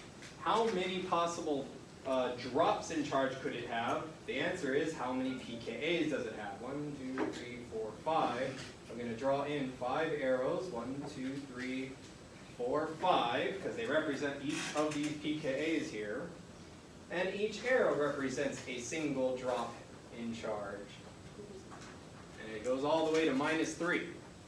So this peptide has a wide range of charges between +2 and -3. And each one of these arrows represents a pKa. We can label each of these arrows with their corresponding pKa's. And when I draw it like this, you always go from lowest pKa to highest. Whenever you draw it, you should draw it like this, where it's the most positive stuff to the most negative stuff. It makes it easy to put in the pKa's because it's just from lowest to highest. So 2, 3.7, 3.7, 9, and 10.5. Those are the pKa's we've written up here. They go in their respective spots down here. Okay? All right, so now we have our charge diagram for this peptide. You can do this for any peptide of any length. Bottom line is you should get to this point because it helps you answer the following 2 types of questions. What charge does this peptide have at a pH of 7? -1 is the answer because, as we look in our charge diagram here, where does 7 belong? 7 belongs between 3.7 and 9. This peptide has a charge of -1 at a pH of 7. Okay. And, at a pH of 13, this peptide has a charge of -3, exactly. Okay. That's one of the possible questions. The other question is, what is the isoelectric point of this amino acid? And I realize I messed up here because this doesn't make any sense. Well, actually, no. Never mind. Ignore that last part. You can still do the math here. Well, the isoelectric point of this peptide is you pick the 2 pKa's that are surrounding the neutral form of this peptide. So here's the neutral form of this peptide. Here are 2 pKa's. I was overthinking it. It is simply this. 3.7 plus 3.7 divided by 2. The isoelectric point for this peptide is 3.7 when you type it into a calculator. Okay. And again, for future reference, and this works for any peptide, you draw out the charge diagram, and the isoelectric point is the average of 2 of those pKa's. The 2 that you pick are the ones surrounding the neutral form of that peptide. One second. Yes? So this one technically wouldn't really have an isoelectric point because it would immediately go to -1? It's one of those that actually in the lab, its isoelectric point would be at 3.7, but it'll probably change really quickly from +1 to -1 very quickly. Yes? I don't want to confuse everyone, so you might want to answer me later, but how come we can equate pH to pKa? You're talking about the charge part, right? Yeah.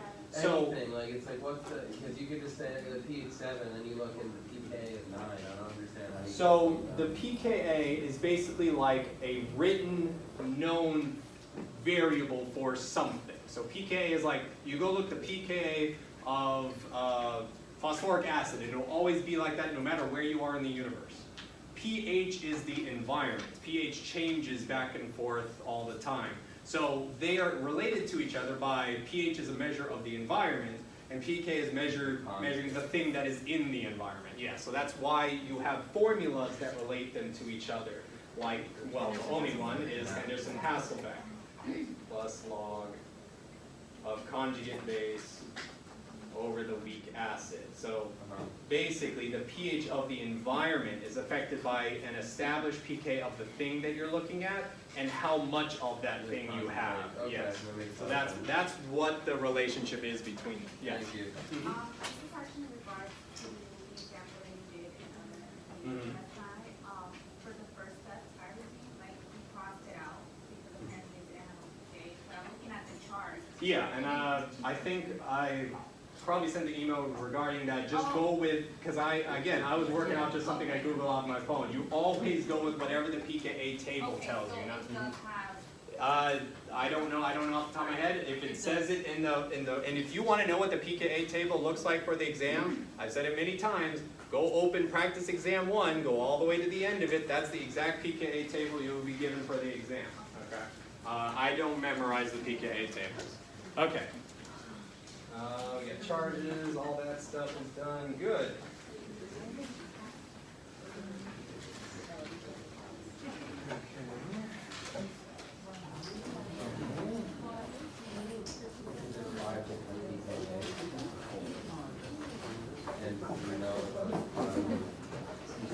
All right.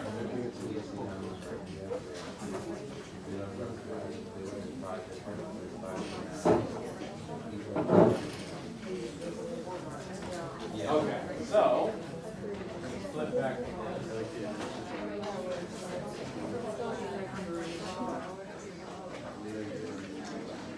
I'm going to do this problem right here. This is an example of a question where they want you to solve for the pH of a reaction between sodium aspartate and HCl. You won't be given this exact one, but the way we solve this will be very similar to how you solve the question on the exam. So what we're given here, let me write down the information on the paper, and I'll flip to here. Sodium aspartate and HCl.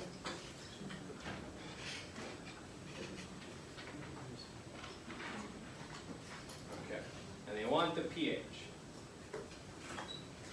So,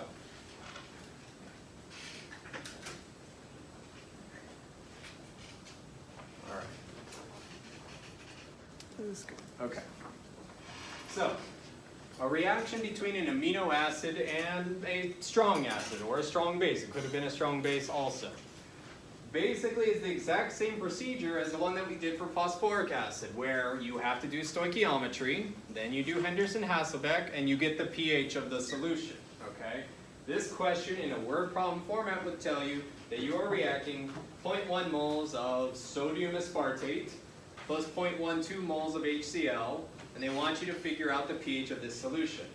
So, what you should start with is draw out the reaction.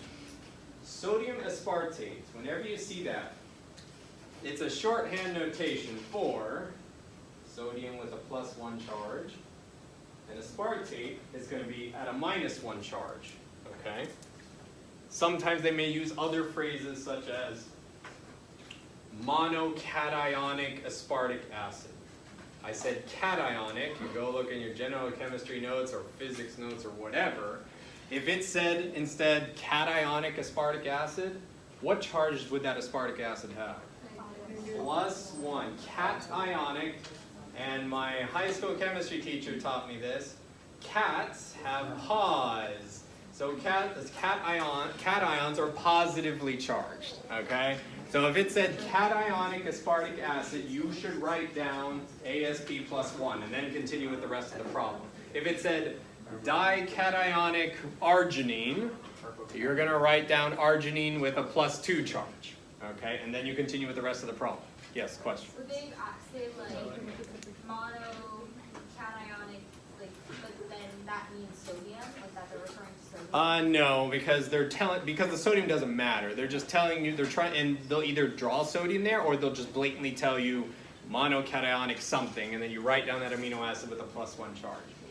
And if they said anionic, negative charge. Okay. All right. In this problem, we have sodium aspartate, which is a fancy way of saying I don't care about sodium, I care about aspartic acid with a -1 charge. Okay. Plus HCl, which is a strong acid. In this reaction, HCl is acidic, and an ASP -1 charge is going to act as a base. We know with acid-base chemistry that this hydrogen is going to be given to the aspartic acid. So we are going to make ASP with a 0 charge plus some chlorine, which doesn't matter. Does everyone follow? When you are doing acid-base chemistry, The thing receiving the hydrogen is going to become more positively charged, right? Because hydrogens are positively charged.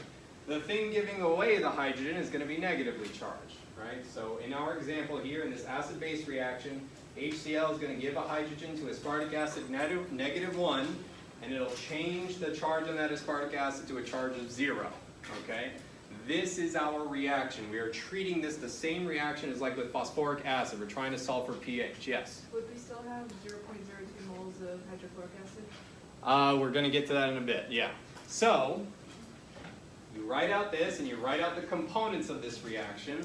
You do the same thing with phosphoric acid. You do Stoic Geometry. Remember, first step in Stoic Geometry, figure out the limiting reactant. That's this thing right here. So we do some Stoic Geometry. Minus 0.1, minus 0.1. We started with none of the AsP0, and we are producing 0.1 of it. So, some Stoic Geometry, we end up like this. We end up having, after one reaction, 0.02 moles of HCl left over and 0.1 moles of AsP0 left over. Am I allowed to use Henderson Hasselbach right now? No, because we still have HCl left over. I must continue with this reaction. So, AsP0 plus HCl. If we're adding another hydrogen, AsP0 now becomes AsP plus 1 plus chlorine. That chlorine doesn't matter.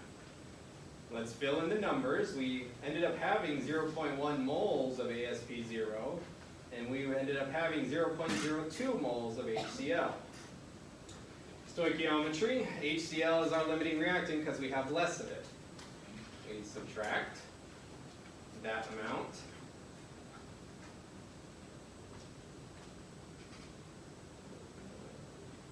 And we add that amount to our reactants. Now am I allowed to use Henderson Hasselbach? Yes, because we have run out of HCl. Okay? We only have our weak acid and our conjugate base here. And we're going to answer in a second which one is the weak acid and which one is the conjugate base in a second. So the bottom line of this equation is we're trying to solve for pH of this reaction. So Henderson Hasselbach says pH equals pKa plus log of the conjugate base over the weak acid. All right? Well, we are given these amounts here. We have to figure out which one is our conjugate base and which is our weak acid. I gave you a shortcut earlier. The shortcut was whichever one is more positively charged, has more hydrogens in it, that one's going to be your weak acid. Okay? It doesn't matter if it's a product or reactant. The one that is more positively charged, you are going to use that number as your weak acid number. So, and the one that's less positively charged or more negatively charged is going to be your basic one. So, plus log of 0.08 over 0.02, right? Because 0.08 represents aspartic acid 0, and 0.02 represents aspartic acid with a plus 1 charge. In order to solve this, we need to figure out the pKa to put here. And I did not start with this, but I should have. I can figure out the pKa by drawing out the charge diagram for aspartic acid. I won't go into details. Once you learn how to draw a charge diagram, you will know that for aspartic acid, you can draw the charge diagram like so. And that's because it's acidic, that's because it has 3 pKa's. It's going to look like this, okay? You fill in the pKa's in the table that would be given to you. It's something like this. I might be slightly off. You'll have to go look at the side chain pKa for aspartic acid. I don't know it off the top of my head. It'll be given to you in a table. This is your charge diagram for aspartic acid. Okay. Which one do I use? Well, what was our last reaction between aspartic acid 0 and aspartic acid plus 1? Let's see. According to our table here, I should use a pKa of 2, right? Because we are jumping from aspartic acid 0 to aspartic acid plus 1 charge. We are crossing over this pKa of 2. That goes right there, okay? And now, I'm not going to plug it into a calculator. You have everything to solve for pH of this question, okay? Again, this question is asking, given sodium aspartate and some HCl, figure out the pH. You treat it the same exact way as you did for that phosphoric acid question that we did. We do Stoic Geometry until we run out of our strong acid or our strong base. Then we plug in the corresponding numbers. You choose your pKa based off the charge diagram when it comes to an amino acid. And that's because, and we know that it's a 2, that the pKa is 2 that we should use, because our last reaction was between aspartic acid 0 charge and aspartic acid plus 1 charge, as drawn right here. Okay? Yes? Yes, we had to do two reactions here. So we, aspartic acid, if you, I don't know if you came in after that, but for amino acids, some of them have 3 pKas, some of them have 2 pKas. You can watch the recording from when we were talking about that part. Okay. All right, we're good. Let's see. Let me go back to my list here.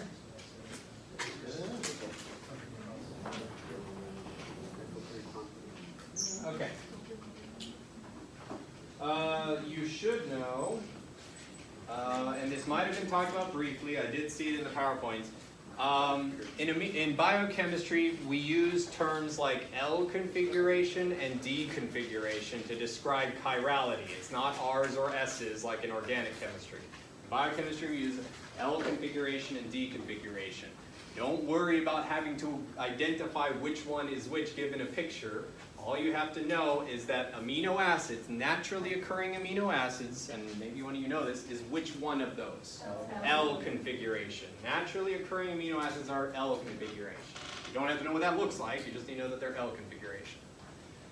And one more question regarding configuration. Oops.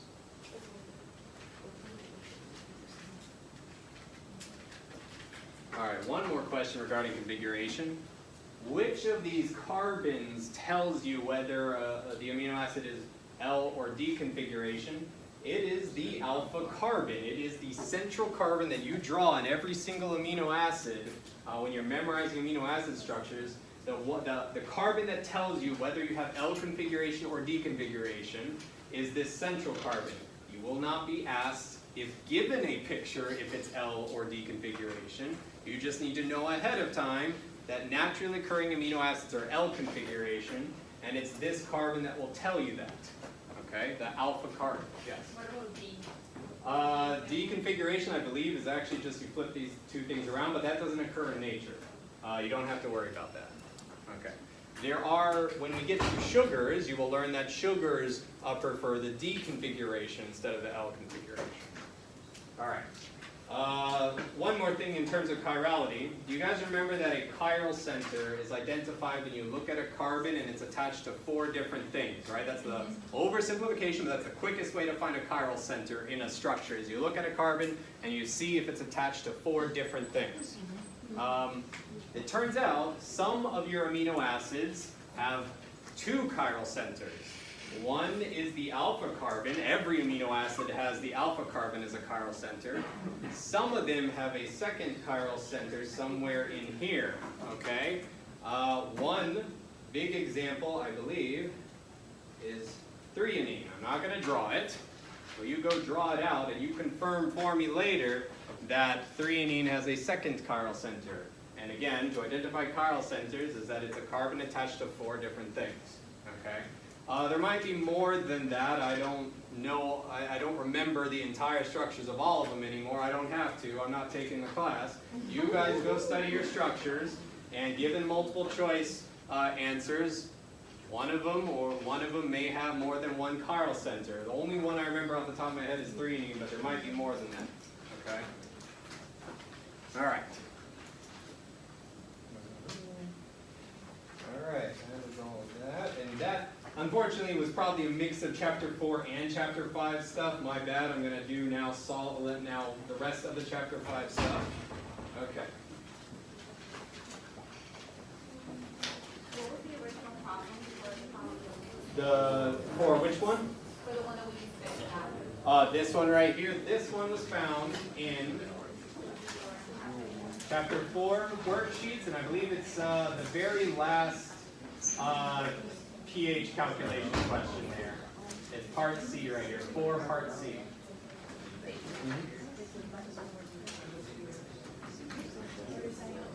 Okay. So, a couple more topics.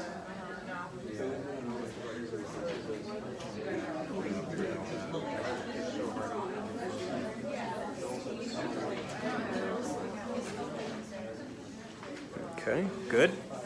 All right. So, chapter 5 stuff. This was the chapter that taught you how to sequence an how to sequence a given amino acid sequence, how to figure out what amino acids are in it.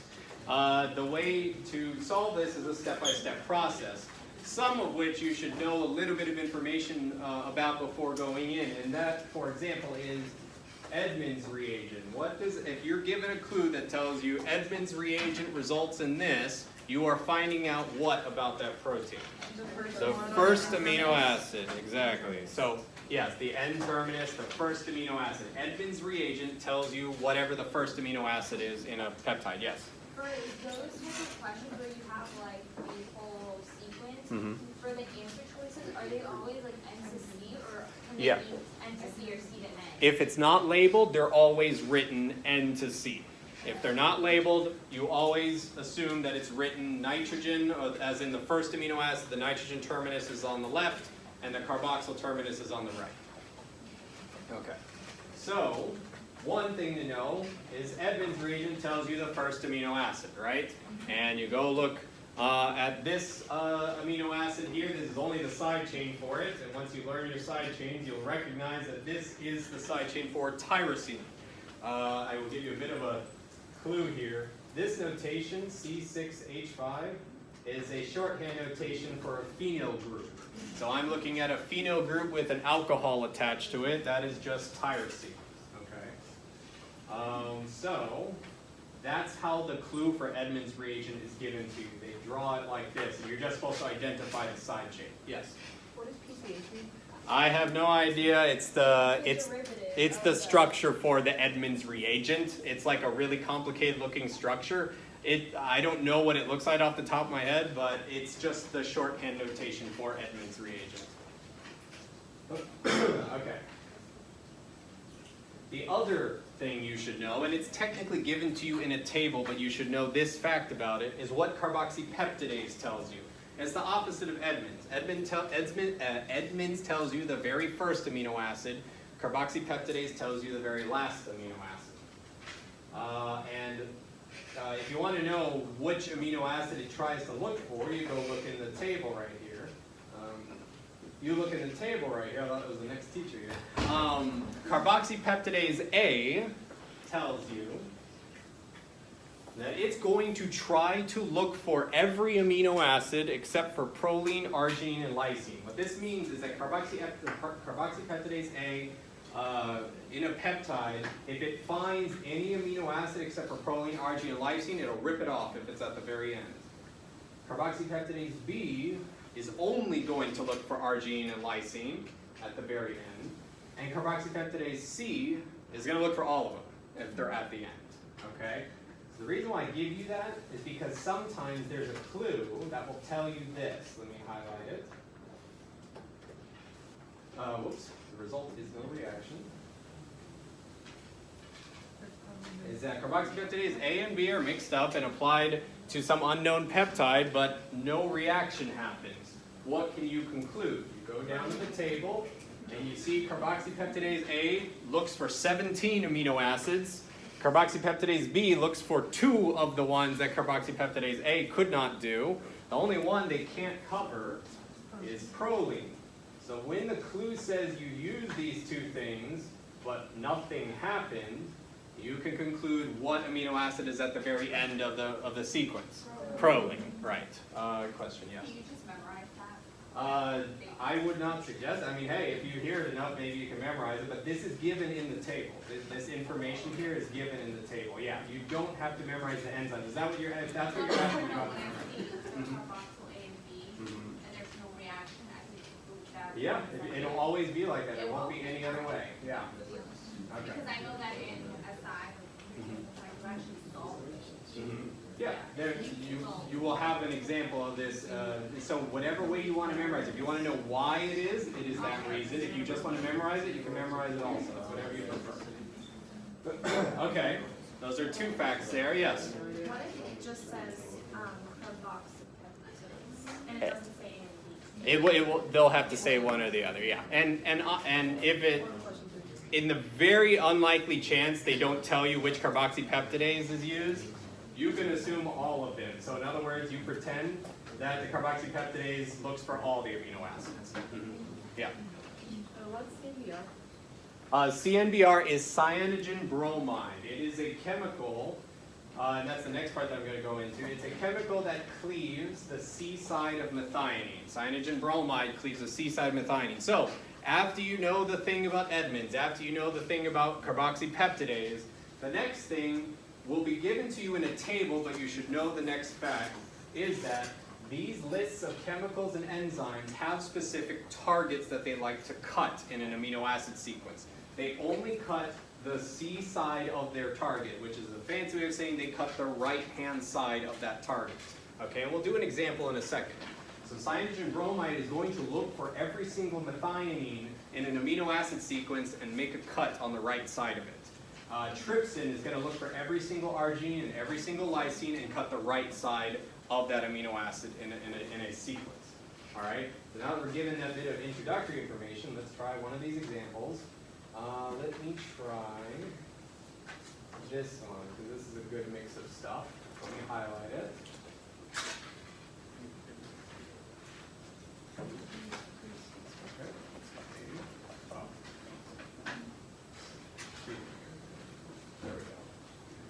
Okay, so we are given a pentapeptide that shows the composition of methionine, alanine, arginine, and proline, and we are given the following clues.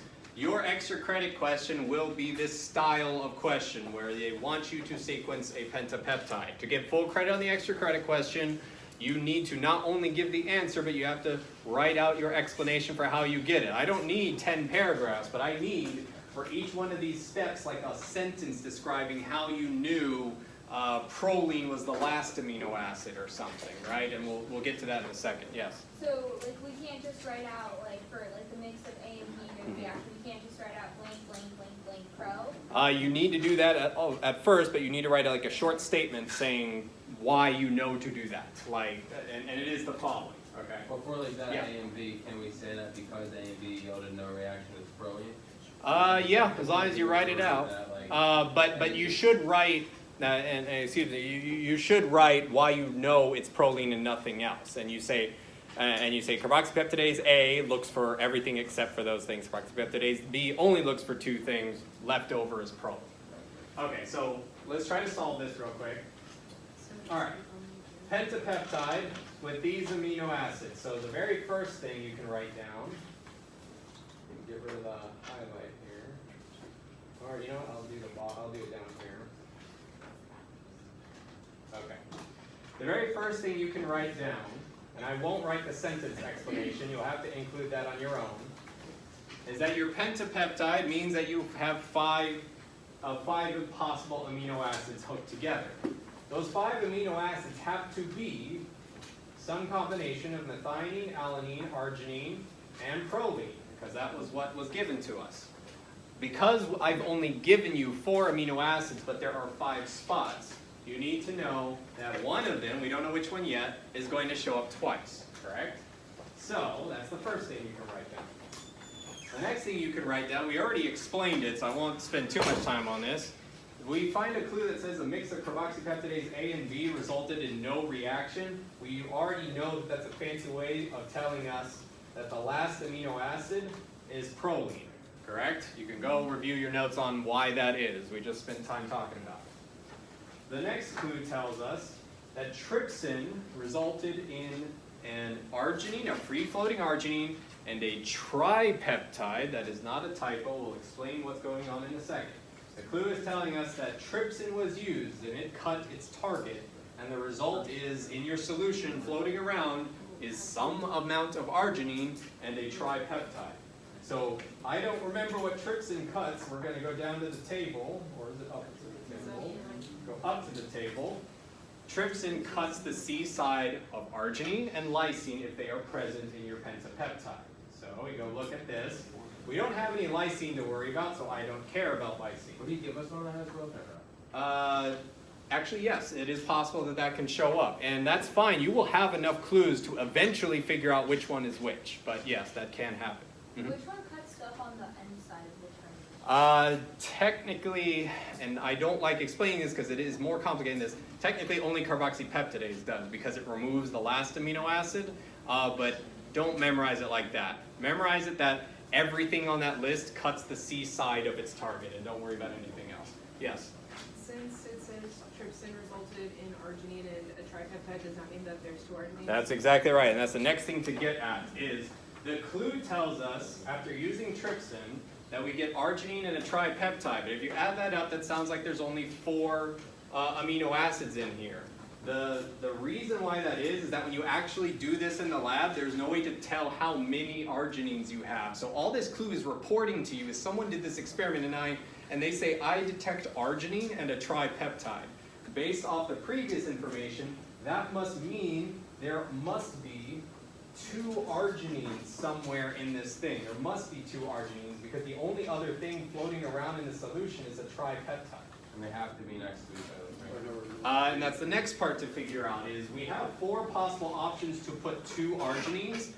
There is only one arrangement that we can put the 2 arginines for the clue to make sense. And feel free to guess until you figure out the right places. And you're right, they have to be next to each other. In fact, the 2 arginines need to be the first 2 spots, and we will see why in a second. When you do this enough, it may be easier to guess right away where certain things go, but feel free to guess where to put certain amino acids and then check to see if you guessed correctly. So I'm going to guess that I put 2 arginines here in the first and second position, and I'm going to use trypsin on them. Trypsin targets the C side of arginine, so it's going to cut the right side of this one and make a cut, and it's going to cut the right side of this one and make a cut. We are left with floating arginine in solution, floating arginine in solution, and a tripeptide. We've put the arginines in the correct spots. In fact, if you try any other places to put arginine, it will not give you arginine and a tripeptide. Okay? So feel free to guess until you get the right answer there. And I highly suggest you check your guesses as you go through. All right? So we've so far figured out our sequence is arginine, XX, proline. Almost done. Cyanogen bromide resulted in a tripeptide and a dipeptide. You go look at the table, it'll tell you that cyanogen bromide cuts the C side of methionine. So this information is telling me where methionine should go. One second. Methionine should go in either position 3 or position 4. Anyone want to guess where it should go? 3. Position 3. So let me include it real quick. If it goes in position 3, let's check that our guess was correct. Cyanogen bromide cuts the C side of this thing, and we end up with a tripeptide and a dipeptide. So we put methionine in the correct spot. Yes? Could it be possible that he'll give us a tripeptide and dipeptide, but the order is dipeptide and tripeptide? Yeah, that's a good point that you bring up. It doesn't matter what the clue says. It doesn't matter. When they say that they're given a tripeptide and a dipeptide, that doesn't automatically mean the first fragment is tripeptide and the second fragment is dipeptide. They're both floating around in solution. We don't know which one was first and which one was second. Yes? So then how would you solve this problem? Because if you try to put it in position 4, what do you end up doing? Freeze. If you end up putting it in position 4... Oh, okay, never mind. Because what I'm thinking is that sometimes on the problems I've done, it goes not N to C, it goes C to N, and that's why. You don't have to worry about any C to N's. It'll always be N to C. Yes? Besides just using logic, all we need to know is Edmonds tells us the first one, Yep. and Carboxy Tells the last one, yeah. And everything else is in a table. Yeah, thank you. Yep. All right, so there's no more clues, but there's one more spot. Process of elimination is the very last spot must go to what amino acid? Alanine, because that's the only one we have left. And that'll be your answer, okay? Again, short explanation for each one of these, and you'll get full credit on there. You have a question? All right. Okay. Let's see. There's plenty of other examples here. Feel free to try them. And I'm going to spend a long time typing up the answers to this stuff, so you'll see the answers when I'm done typing it up. Okay. Check the notes. Yes, it will be on Canvas when I am able to finish typing it up.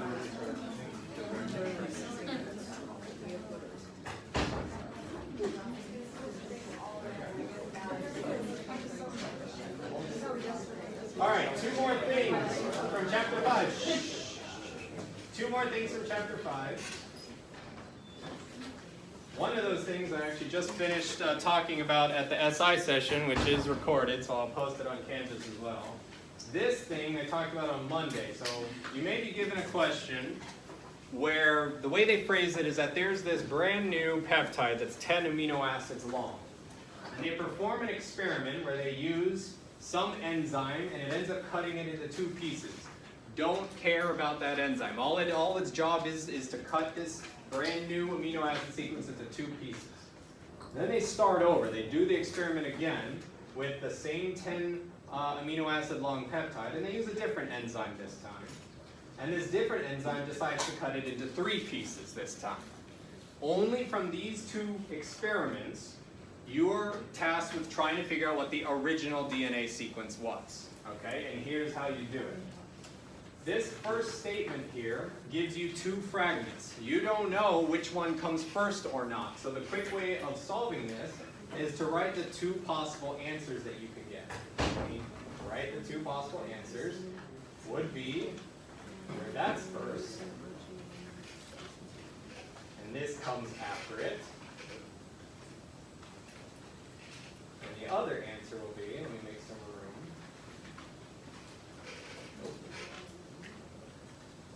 room. Where this one comes first, followed by this piece. Okay? These are your 2 possible answers because those are the only 2 fragments you made in the first experiment. You now use the information in the second experiment to figure out which of these 2 is the right answer. This second experiment has different fragments, but the amino acids are next to the same amino acid that they were in the first experiment, meaning this phenylalanine is always going to be next to a methionine and a serine. So I'm going to look down here to figure out which of these answer choices satisfies that. Unfortunately, this one has a phenylalanine next to a serine and a methionine, and so does this one. Well, so that's not enough information. Anyone want to take a look, after looking at these fragments here, which of these 2 choices down here must be the correct answer? The first one or the second one? The second one, and the answer is you go look at more of these fragments and you find out which one is right. This one here says aspartic acid, tryptophan, and lysine. Nope, that's not a good one, excuse me. Let's see, what's a good one? Leucine and serine? Yeah. Nope, not a good one either. I am not good at picking these. Basically, just pick any of these fragments and check your answer to see if if you find that fragment there. So I'm going to highlight this and I'm going to look for it down here. Serine, phenylalanine, methionine, and leucine, and arginine. So that's correct. They're right next to each other. How about aspartic acid, tryptophan, and lysine? Those are right next to each other. And finally, leucine and serine. Those are right next to each other. If you do the same thing for the first sequence, it's not going to work. Okay? Yes? Will it give us a test? Yeah, you will be given a question that's like. Would it be just easy? Yeah, a lot of people don't find this easy. I will tell you that. A lot of people don't. Or is that, What's that? Yeah. would this be for like a test question or just credit? This would be a test question because it's multiple choice answers for this one. Okay, the only one, and that's guaranteed an extra credit? The extra credit one will be the sequencing one. That's guaranteed to be the style of question that you would get. It'll just be different clues. Yes. The extra credit question has a maximum of 5 points of extra credit, 5 percentage points of extra credit. 1 second, you had a question? Yes. So we're past chapter 4 at this point, does that mean that all ion exchange column? Oh yeah, I'll talk about the ion exchange column one. It's a lot simpler than was talked about in class. I'll get to that in a second. Yes? So what's the highest rating you can get on you say like technically 105? It can even be higher than that if there's a curve. So there's There's no limit. You can get 120% maybe. I don't know what it's going to be yet. Wait, it curves? Yes, it curves each exam. I heard the opposite. If people do well, the curve isn't very high, but there will always be at minimum a 2-point curve. Yeah. You just made my defeat. Yes. I can't answer that. I don't know what you're talking about. Yes. What's that?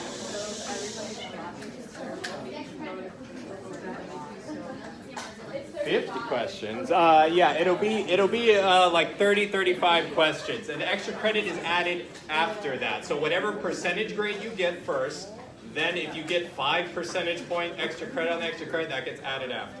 And then the curve gets added after that. Yes. It's 50 minutes. 50 minutes. Yeah. 30 to 35. I don't know. I haven't seen the exam. Yeah.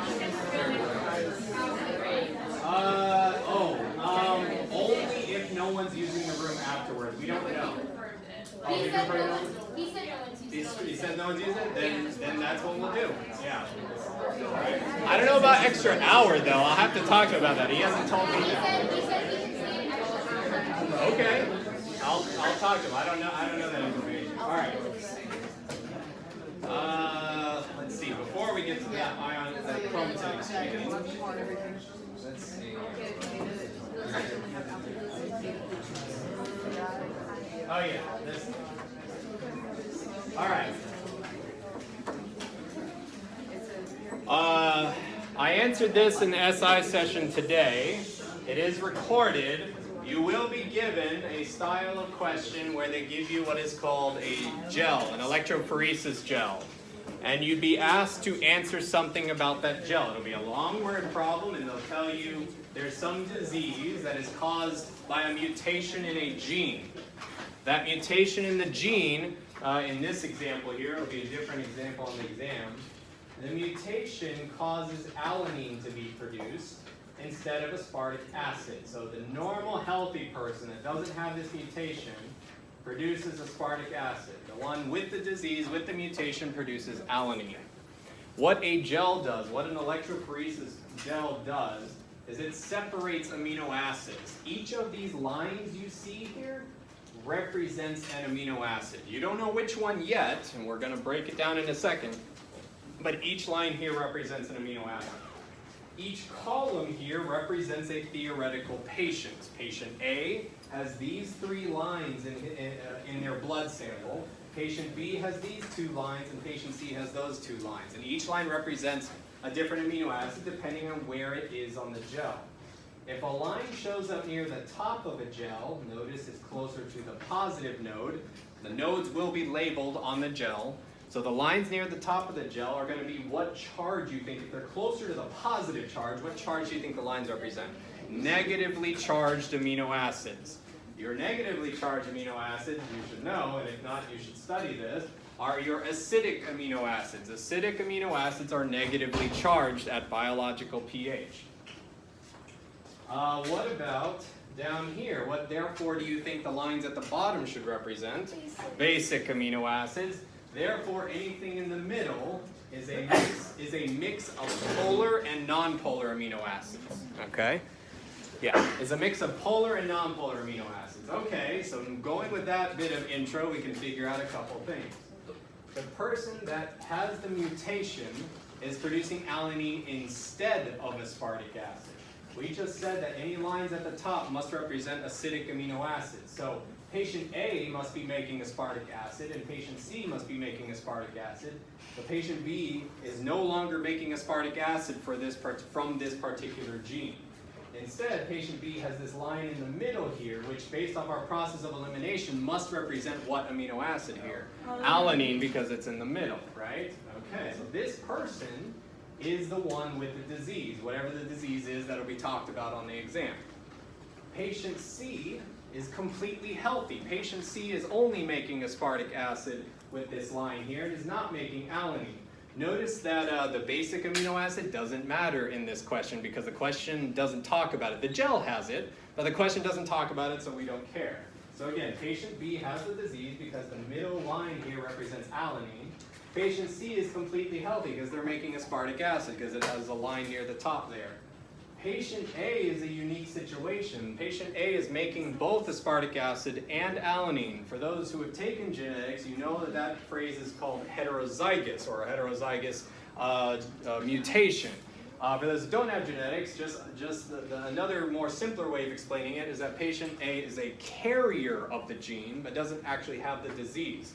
Patient A, one copy of the gene is mutated and therefore he's making alanine, but the other copy of the gene is just fine, he's still making aspartic acid. So patient A is termed as a carrier or heterozygous. Okay, patient B is the only one that technically has the disease. All right, so that's a short explanation of that one. All right, let's see, now we did, I'll go back to chapter 4 because I forgot this. Cation exchange and anion exchange columns. He probably went into a lot of detail about how these things work, and if you take biochem lab, you actually do need to know how they work. But for the purposes of this exam, all you have to know is these are techniques used to separate amino acids based off their side chain pKa's, or more technically, their isoelectric points. But for the purposes of this question, you can use either one and get the same answer. So what this technique does is, given a mixture of amino acids, figure out what order they will come out of this exchange column. And the way you figure it out is, you will read somewhere, it will talk about what is going on with the pH. I don't care if it's cation or anionic in this case, because they're just blatantly telling me pH is increasing at increments to separate these amino acids from each other. Meaning we're going to start at a low pH, and we're going to end at a high pH. So amino acids that have really low side chain pKa's are going to come out first, and amino acids that have really high side chain pKa's are going to come out last. So that's another way of saying, well, what category of amino acids have very low side chain pKa's? Acidic amino acids. You can go look at a table to confirm that. Acidic amino acids have low side chain pK. Ones with high side chain pK, therefore, are going to be what type of amino acids? Basic amino acids. Polars and non-polars are somewhere in the middle. I'll get to that in a second. Yes, question? So for a cation exchange, they could ask the question either pH going up or down? Technically, its cation exchange will always be pH increasing, but people always forget that over the years, so I just simplify it for them and just say, just look at what's going on with the pH in the problem. But you wouldn't give us like an answer, it's multiple choice with like aspartic acid first and then lysine last and then the two in the middle flip-flop? It depends on their side chain pKa's. The ones in the middle, and we'll do this example in a second, if you have, for example, like two acidic amino acids, one of them will come out first before the other, and it depends on their side chain pKa in the chart, exactly. So we'll look at this example here. We have two acidic amino acids, aspartic acid and glutamic acid. One of them will come out first, and this is the part where I don't remember what the side chain pKa's are, but you go look at the side chain pKa's of this. I think aspartic acid comes out first, I might be wrong. Whichever one is the lowest one will come out first, so I suggest you guys go check that when you get to that one. The other one, therefore, comes out next, and then you continue from this. The last category of amino acids that will come out will be basic amino acids. So I'm going to skip, and I know lysine is going to be the last one. So the one in the middle must therefore be phenylalanine. Okay? This is the order that it will come out when pH is increasing. If it was an anion exchange column and pH was decreasing, flip everything around. You're going to start from the high end of your pKa table and you end at the low end of your pKa table. Okay? Question. Did you have one? Oh, I was going to ask about like the anion, so the higher the pKa comes out first. But... Yeah, so for anion exchange, if that happens to be it, look to see, and it'll tell you it starts at high pH and decreases at increments. Okay? But for cation exchange, it will tell you pH starts low and is increased. All right, so that's how the exchange column stuff works. All right. I think that's it for chapter 4 and 5. That was, again, sorry for it being mixed up a bit. All right. Chapter 6 stuff. So, there isn't actually a lot you need to know from chapter 6 for this exam. Some of the really detailed stuff might show up on the final, but for this exam, it turns out there's not a lot that you need to know. The most important stuff for chapter 6, I covered it in the SI session earlier today, which is also recorded, but I'll reiterate a couple things, are the following bits of information.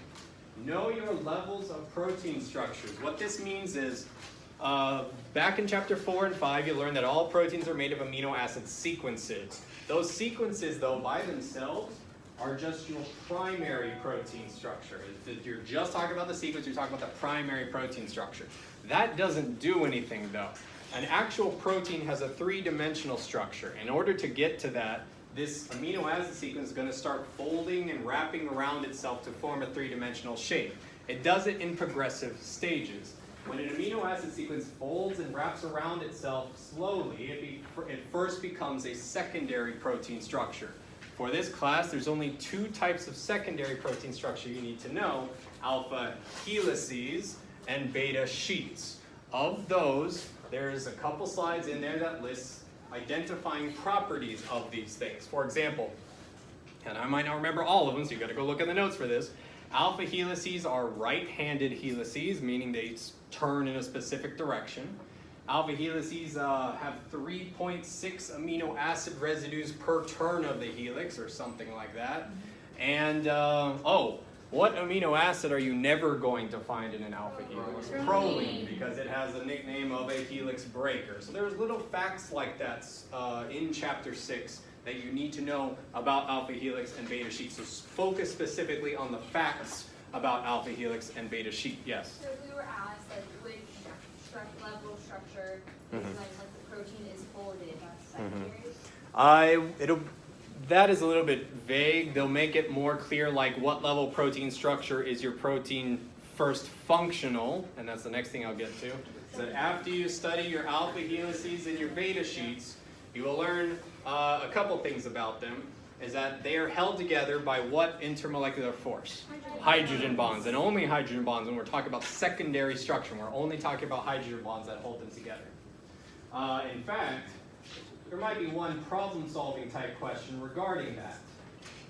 And I went over this at SI today, is that if you are given this sequence and you are told it will form an alpha helix, between which two amino acids, or what amino acid will be hydrogen bonded to aspartic acid in the helix? It turns out that there's a rule regarding alpha helices, and it is called the N and N+4 rule, which is just another way of saying, when you look at, in this example, aspartic acid, make 4 hops, so 1, 2, 3, 4, and the 2 amino acids that will be hydrogen bonded together will be leucine and aspartic acid, okay? The N to N+4 rule is you just make 4 hops down to the right to figure out what amino acid is hydrogen bonded to the first one, okay?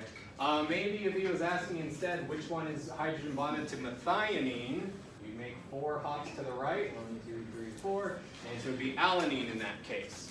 Okay, so that is a rule specifically for alpha helices, is that a hydrogen bridge or hydrogen bond is formed between an amino acid and one that is 4 steps to the right, 4 steps to the C side of that amino acid. Okay. All right. That's alpha helices. So they're 3.6. Somewhere in that chapter, and it might be in 6A, I'm not sure, they talk about an experiment called Anfinson's experiment, right? Anfinson's experiment, what that did is it proved that the next level of tertiary structure, I'm going to talk about the tertiary structure of a protein, which is your 3-dimensional first functional unit of this protein, is your tertiary structure. The only thing that determines that 3-dimensional structure is what amino acid sequence there was at the primary level. So what Anfinson's experiment was is that there is this 3-dimensional enzyme, I think ribonuclease. This guy unwound this protein using a bunch of different chemicals all the way down to its primary amino acid sequence. The result of the Anfinson's experiment was that when he removed all those chemicals, that amino acid sequence by itself wrapped into its original 3-dimensional shape and still had the function that it did initially. So the experiment proved that the functional part of a protein, meaning the 3-dimensional part of a protein, is dependent simply on what amino acid sequence was there at the primary structure level. Okay, so that's what Anfinson's experiment was. That's what it proved. Okay, so make sure you know that. Okay, good. Question, yes. So the tertiary structure depends only on the primary structure amino acid sequence. Okay. All right.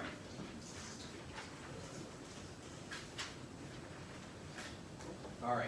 When we get to our tertiary structure level, we now have different intermolecular forces that keep it together. Other than just hydrogen bonds, we now have a bunch of different things. We have disulfide bonds now at the tertiary structure. Disulfide bonds, remember, are between between what type of amino acid will form disulfide bonds? Cysteine is going to form disulfide bonds.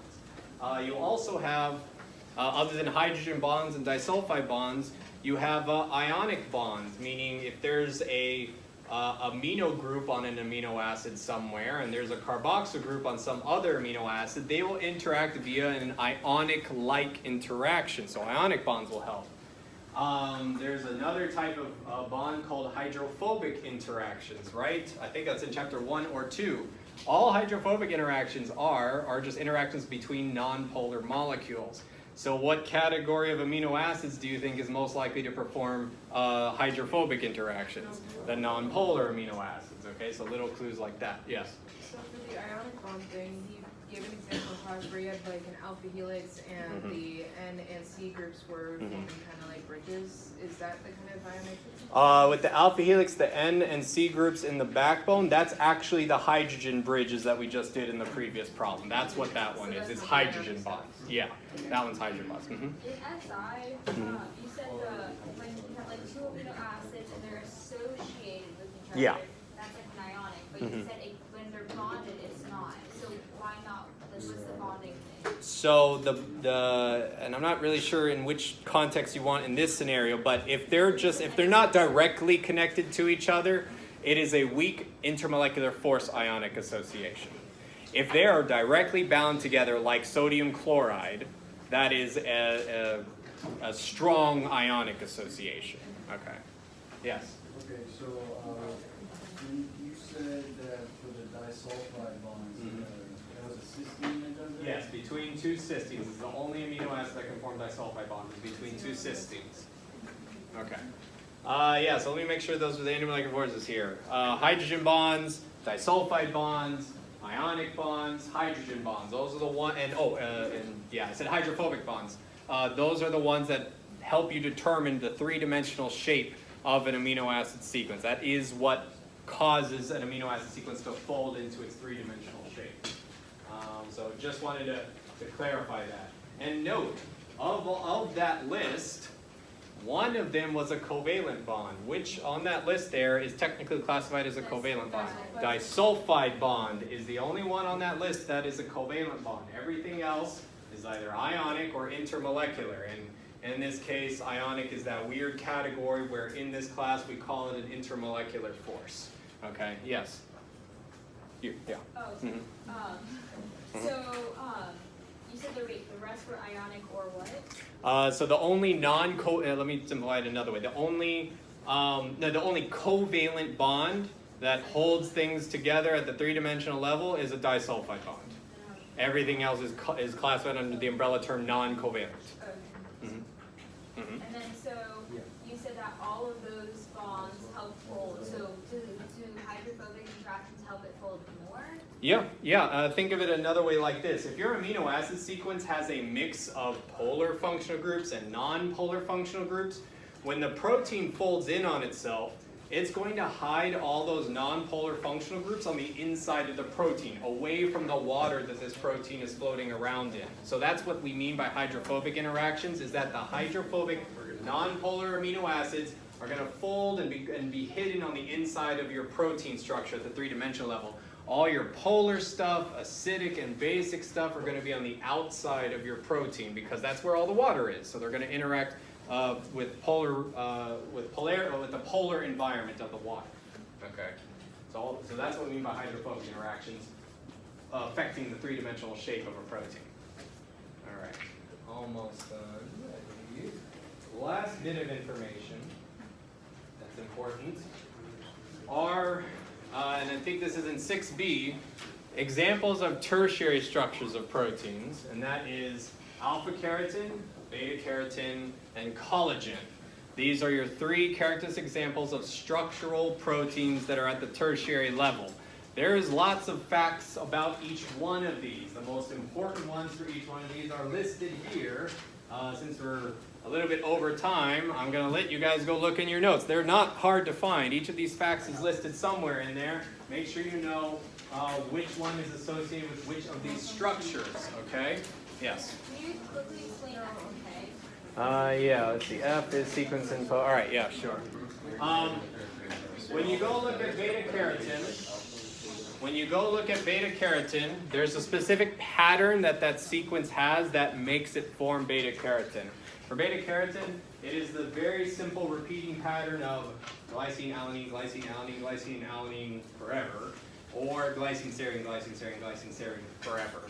That's somewhere in your notes there. What that ends up causing is that when you go look at a structure of beta keratin, all of the glycines are on one side of that amino acid sequence, of that three-dimensional amino acid sequence, and all the alanines are on the other side. What that allows you to do is stack a bunch of these together, and you get a very silky smooth texture. Yeah. Would anything give you glycine, alanine, glycine, split on like one point and glycine, alanine, glycine? No, they'll match to each other. You can look at the picture they have for beta keratin. That's the only example. Glycines and alanines alternate on opposite planes? It's hard for me to picture what you're saying there. Just take a look at the picture they have there, and that's it.